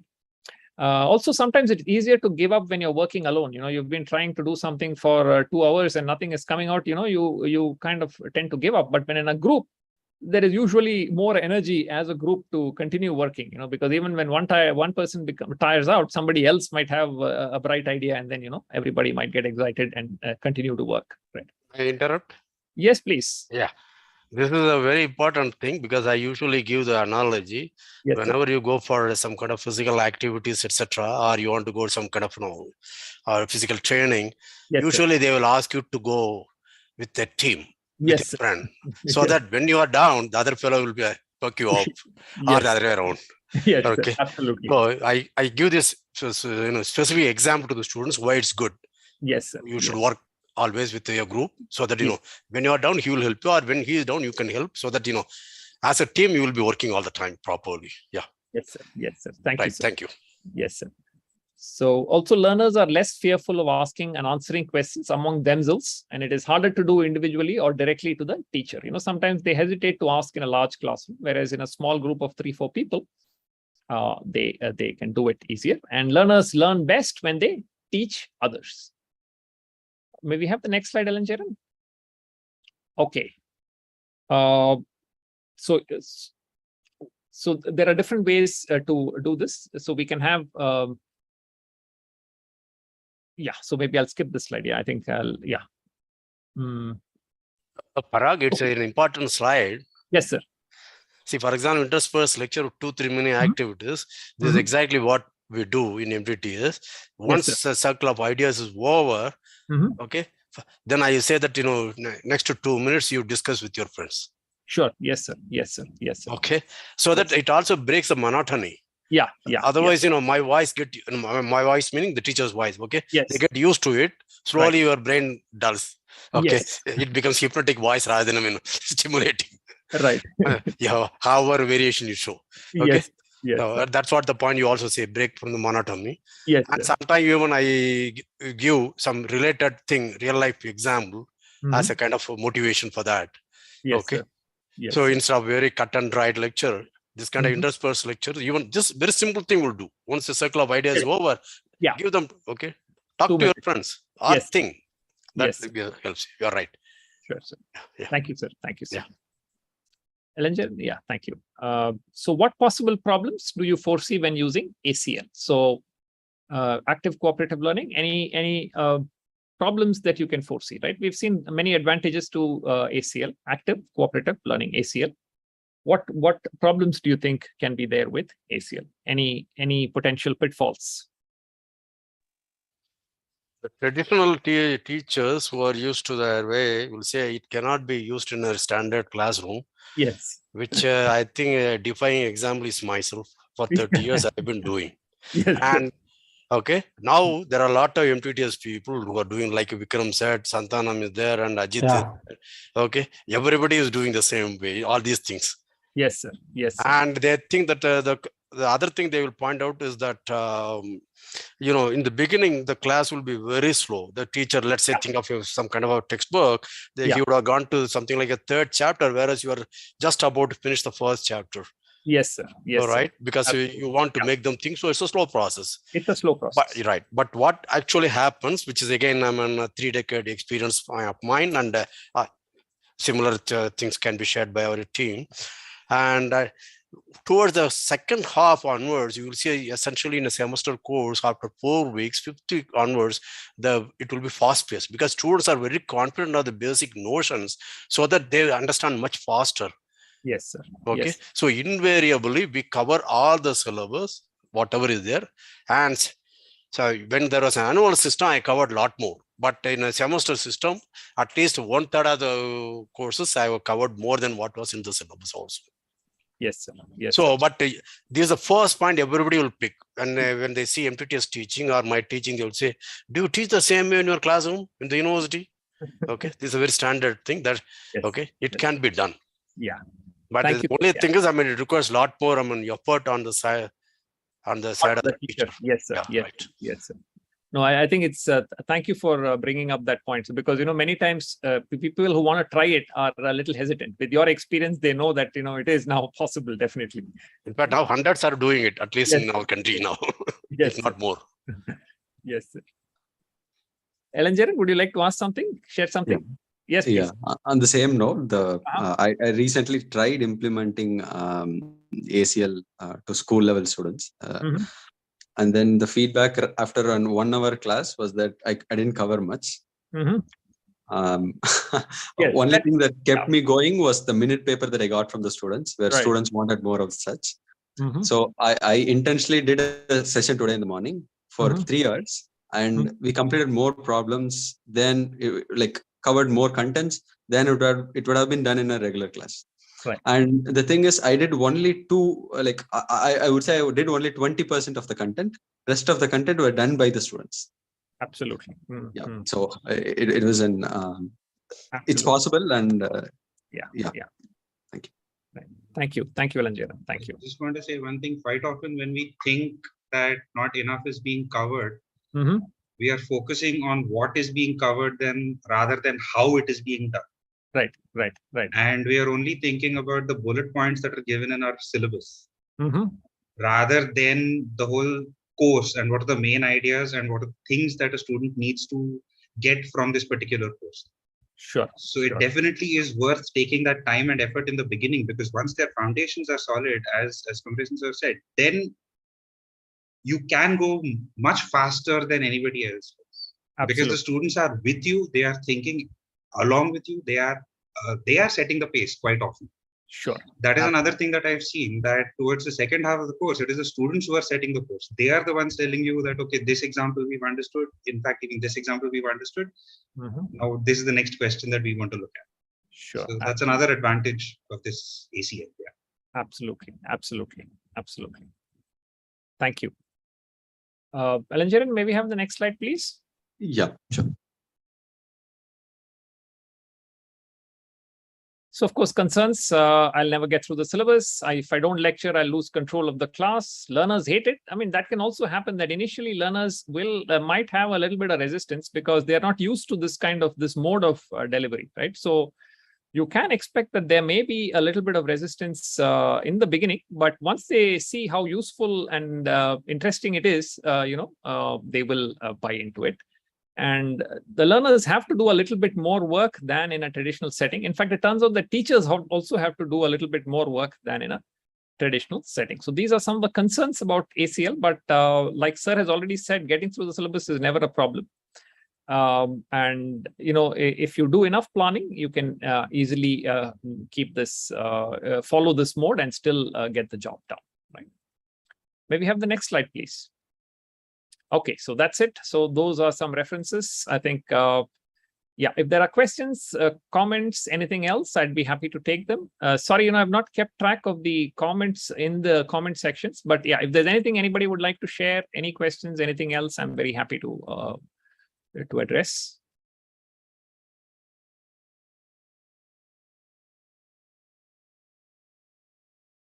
Good. Okay. So yes, sir. Just one small remark. This is a personal opinion, and I don't know, maybe this may be an oversimplification. But the way I see it is, that this traditional method of teaching versus this active cooperative learning, it is like the difference between conditioning and conviction. So what you see is that a lot of people who come through this traditional method of learning, they are sort of conditioned. If I give you a formula, this is exactly what I need to do. Sure. Right. But this will instill a little bit of conviction in your own ideas, conviction in what you know. Sure. Right. And that sort of instills a little more confidence. So sure. That's just one thing I wanted to share. Absolutely. Absolutely. I mean, the ownership is a lot higher. Exactly. Like I said, the ownership is with you. Right. Absolutely. Thank you. Parag, can you go back to the last slide? Yes, sir. Right. The last two bullet points, the learners hate it and refuse to cooperate, and the learners feel they have to do too much. Okay, you are right. The first thing, I do not know that they refuse to cooperate. They think they cannot do it. Okay, that's what I would say. They think they cannot do it. Right. Okay. Resistance. Yeah. At that time, I give an analogy. An elephant which has tried when your calf. Okay. Yes. Even it becomes a bull. Okay. You think that it cannot get away from the small chain. That is true, sir. So it's exactly like that. Okay. You can do that. All right. Yes. Okay. And so what I want. So then once they take part in that, I usually say it, you become partners in the crime. Yes. Okay. So you are also actively for taking part, then they begin to enjoy. Yes. And the real enjoyment comes usually depending upon the course thing, etc. After about, let's say about a half a dozen class or something, they try to see what is going to come next. Yes. They can anticipate. It may even be slightly wrong too. Yeah. But the point is you built intuition. Yes. Okay. You say this is going to happen. Okay. It may be the wrong one, but still, okay, it gives some kind of intuition. And slowly their thing improves. Once they understand that, they begin to enjoy the class. That usually happens about 1/3 of the course. Yes, sir. Right. I just wanted to say all the points are correct, but what really happens if a committed teacher takes these things very seriously? Absolutely. The things we can address and we can. Exactly. Yeah. No, I just wanted to say, you said the learner feels that they have to do too much work. That's true. But I think instructor thinks that they have to do more work. That is more. I think I would agree more to that. Yes, sir. That is true too. Yes, sir. Instructor also has to do more work because they have to plan a lot more and so on. Yeah, definitely. Yes, sir. So no, because somebody who is not doing this thing, they will think, "Alright, this is a lot of work." Yeah. That is true. So unless you buy into this, it is difficult. But hopefully, the instructors also see the benefits because it's a win-win for everybody. Everybody enjoys the process and for the instructors, yes, they have to do a lot of work, but in the beginning. Yes. Over time, in the beginning, they have to do a lot of work. So first time you're trying this, it might feel like you're doing a lot of work, but the second time you see how natural and easy this is. Absolutely. Because it completely gels with your way of thinking. Yes. True.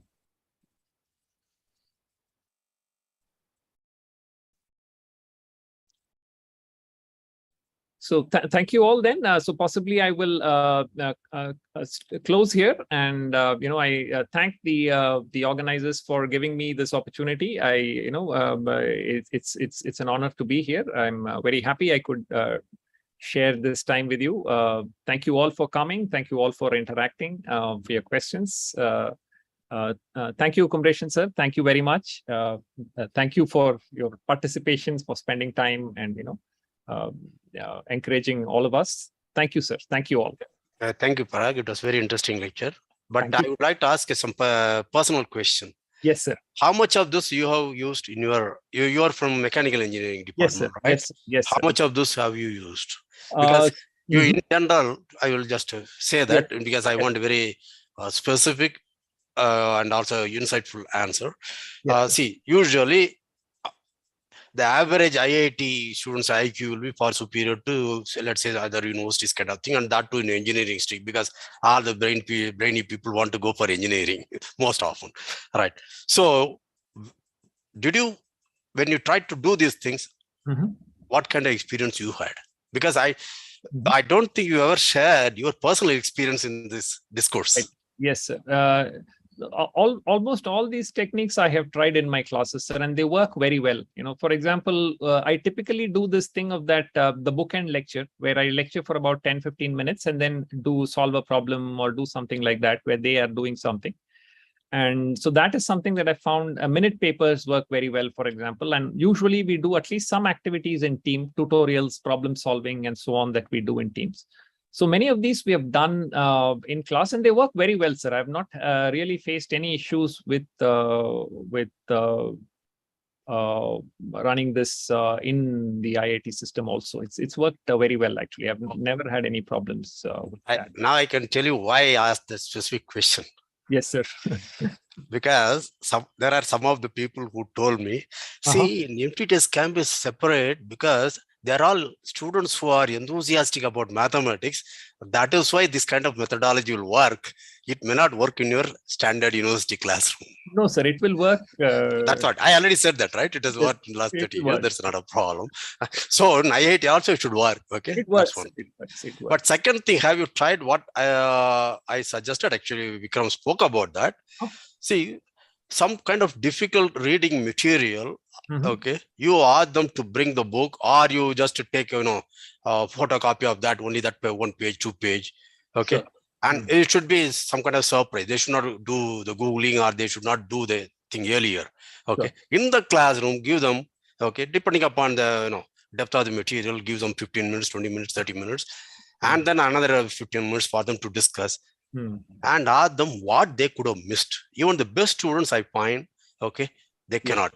Yes. Okay. Yes. It's nothing wrong, because all of us have to learn. Okay. Yeah. 40 years ago, you and I would have failed. Right. Failed meaning I would have had difficulty.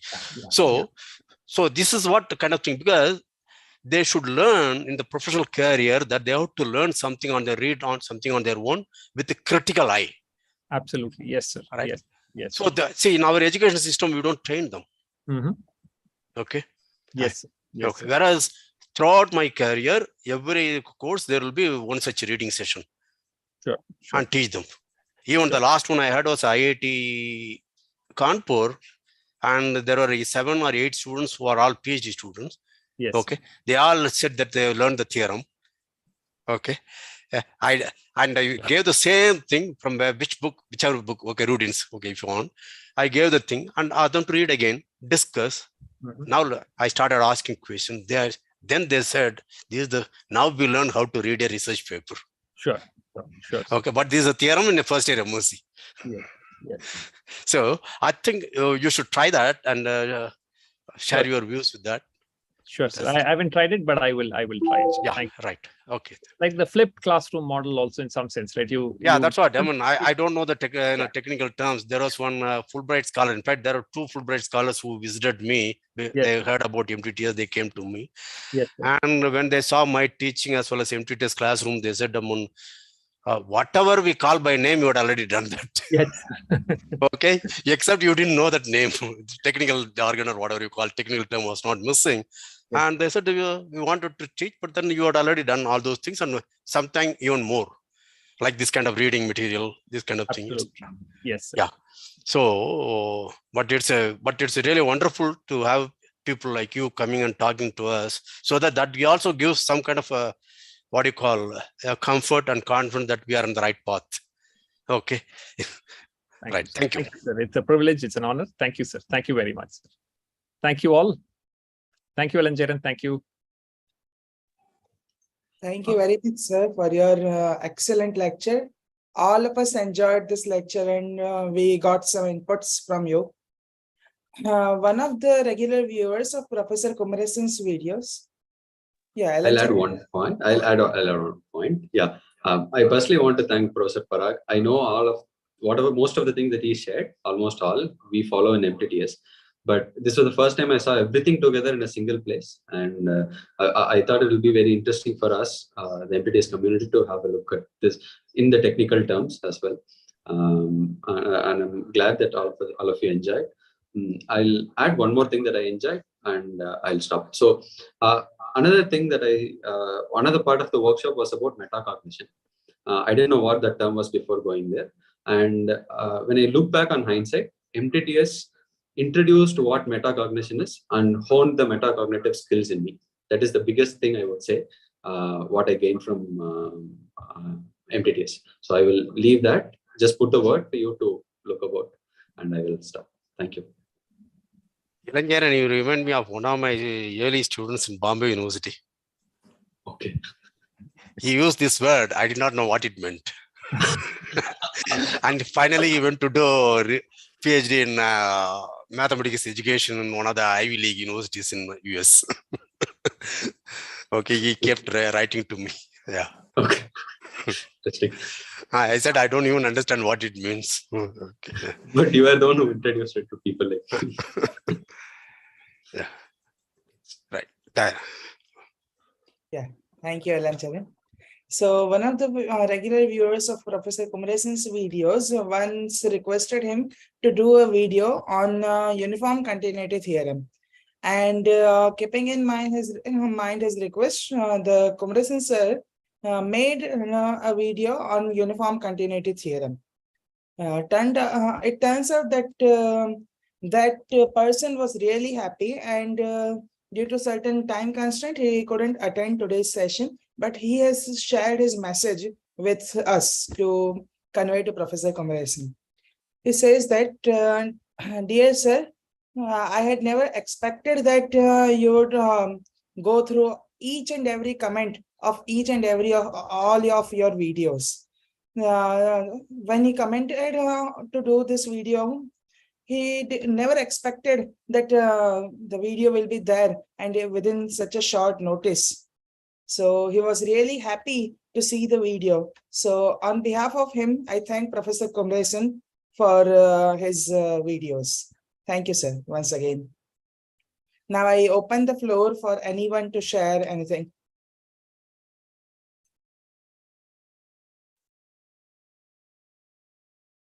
Would anyone like to share anything? May I? Yeah, sure, sir. So firstly, I just wanted to say thank you to Professor Parag Ravindran. It was a very interesting, very stimulating talk. And it was, as Rancheran also said, it was nice to see everything that we have been practicing and working on for a long time to be put in a nice, neat package and get some context. So thank you so much, Professor Ravindran. It was really interesting. Thank you very much. Thank you. Thank you, Vikram sir. Thank you. Thank you for participating and making it lively. So, and I also want to take this opportunity to sort of convey my belated birthday wishes to Professor Kumaresan. And like I said, I've been his student for a very long time. So I don't think if I say thank you or anything like that, it will completely cover what I mean to say. But still, thank you, sir, for everything. And as always, I'm always looking forward to your videos. And like I mentioned, I mean, another aspect of Professor Kumaresan's videos for me is that I learn a lot when I watch his videos, but it also makes me a little nostalgic because it is exactly like attending his lectures. There's absolutely no difference. So as I was saying, I was watching one of the videos once and I actually caught myself responding before I realized that I'm talking to a screen. So that is another sort of very nice thing because it makes me nostalgic. It helps me remember my youth, my fading youth to some extent. So thank you so much, sir, for everything. I do not know. I thank all of you for the kind of words of love, appreciation, etc. That what keeps me going. Thank you. And I also want to take this opportunity. It's also the second birthday of Curry Leaf. So a very big congratulations to them. And I think I said it last time as well. And I'll say it again, that when I see the Curry Leaf team working, when I see them working, it does not seem like they are students who have just been doing this for 2 years. They are extremely organized, extremely professional. very empathetic and very respectful towards each other. That is one of the nicest things that I have seen about them. So congratulations to Karideen. Keep up the good work. Always look forward to your content. And I hope we celebrate many more birthdays like this. So thank you so much. Thank you, Vikram. It's a good reminder for all of us. Okay. That's why I said, you should say, kind of forget about my birthday and concentrate on what is more important. Okay. And it's, as you said, it's really wonderful. I mean, less than 2 years time, the kind of maturity, managerial skill, administrative ability, and the variety they have provided, it's really amazing. And many of their kind of, outputs, like in the form of videos or posters or announcement, they are nothing less than professional. Okay, it's really amazing. Okay, and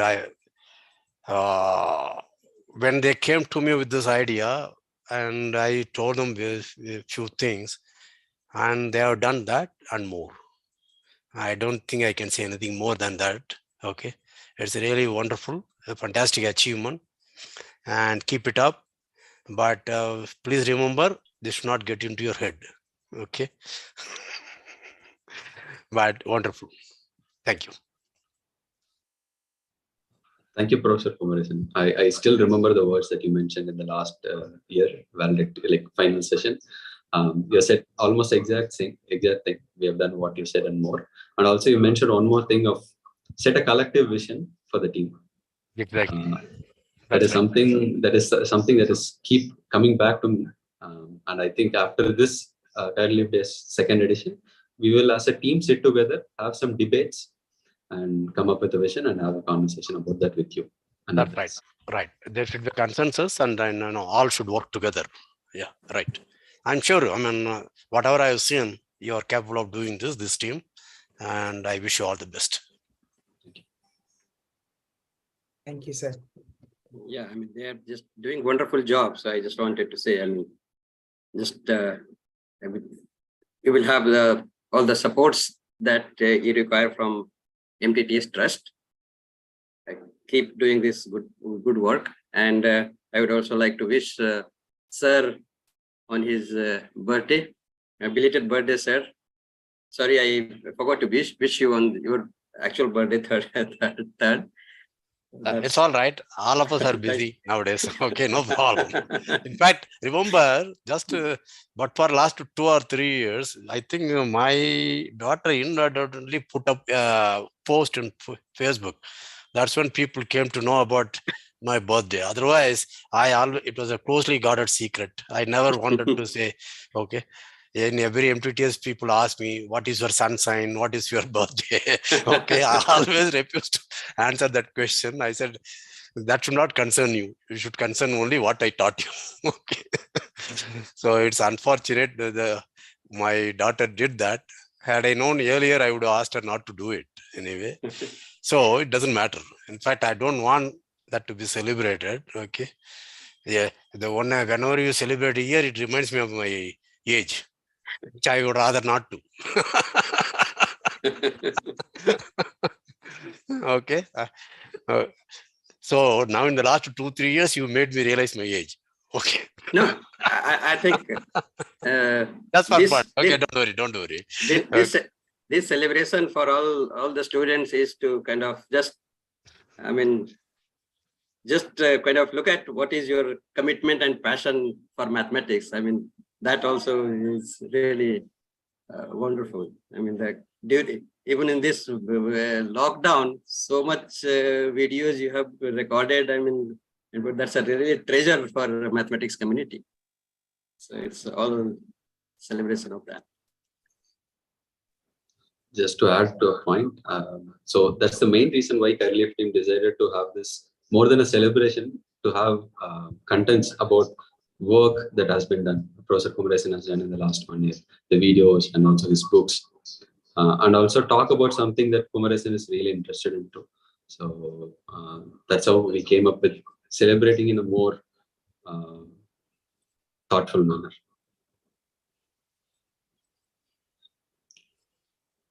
Some kind of assessment as well as some goal for future. Setting a goal. Yes. In fact, more or less, you made me say that. All right. I said in the next 5 years, what I want to do. Okay. Right. In some sense, that's a good thing. It's a kind of, it builds my resolve. Yeah, sure. Yeah. My belated wishes to you, birthday wishes to you. Always fan of your work. Thank you. Okay, I'll disconnect because I have to start the other. It's close to the time. So with this, we'll take a group picture and then drop up. Okay, sure. I can take a picture. I request the participants to turn on their videos.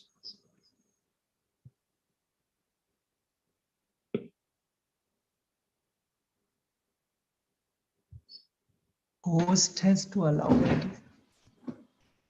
Okay.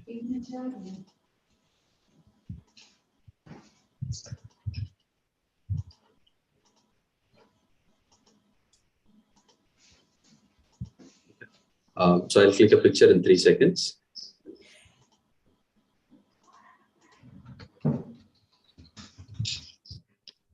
I'll click one more picture.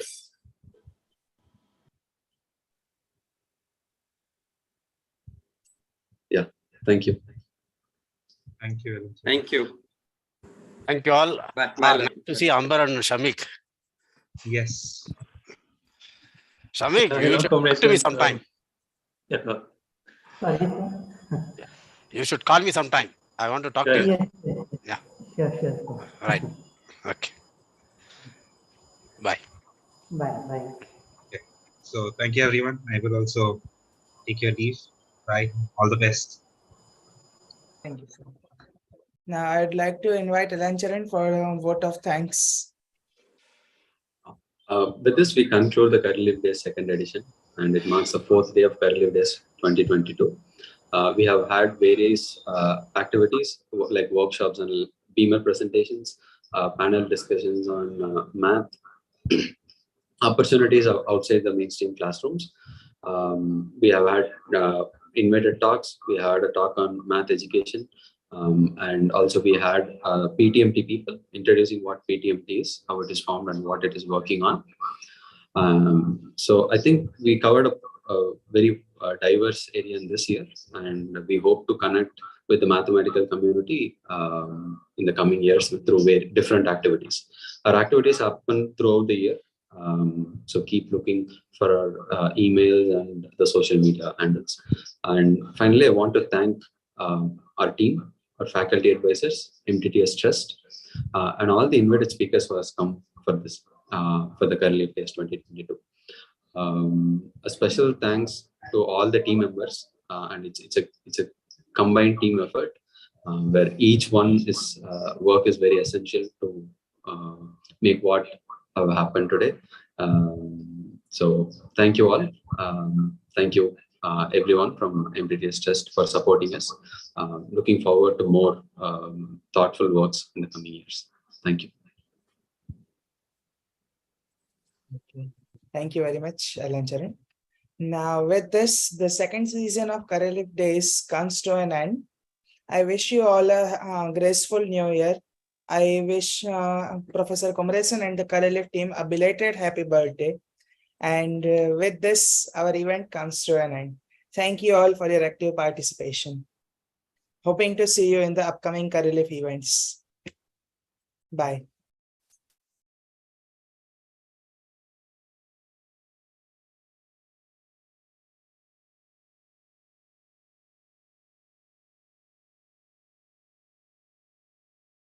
You can stop the live streaming and recording.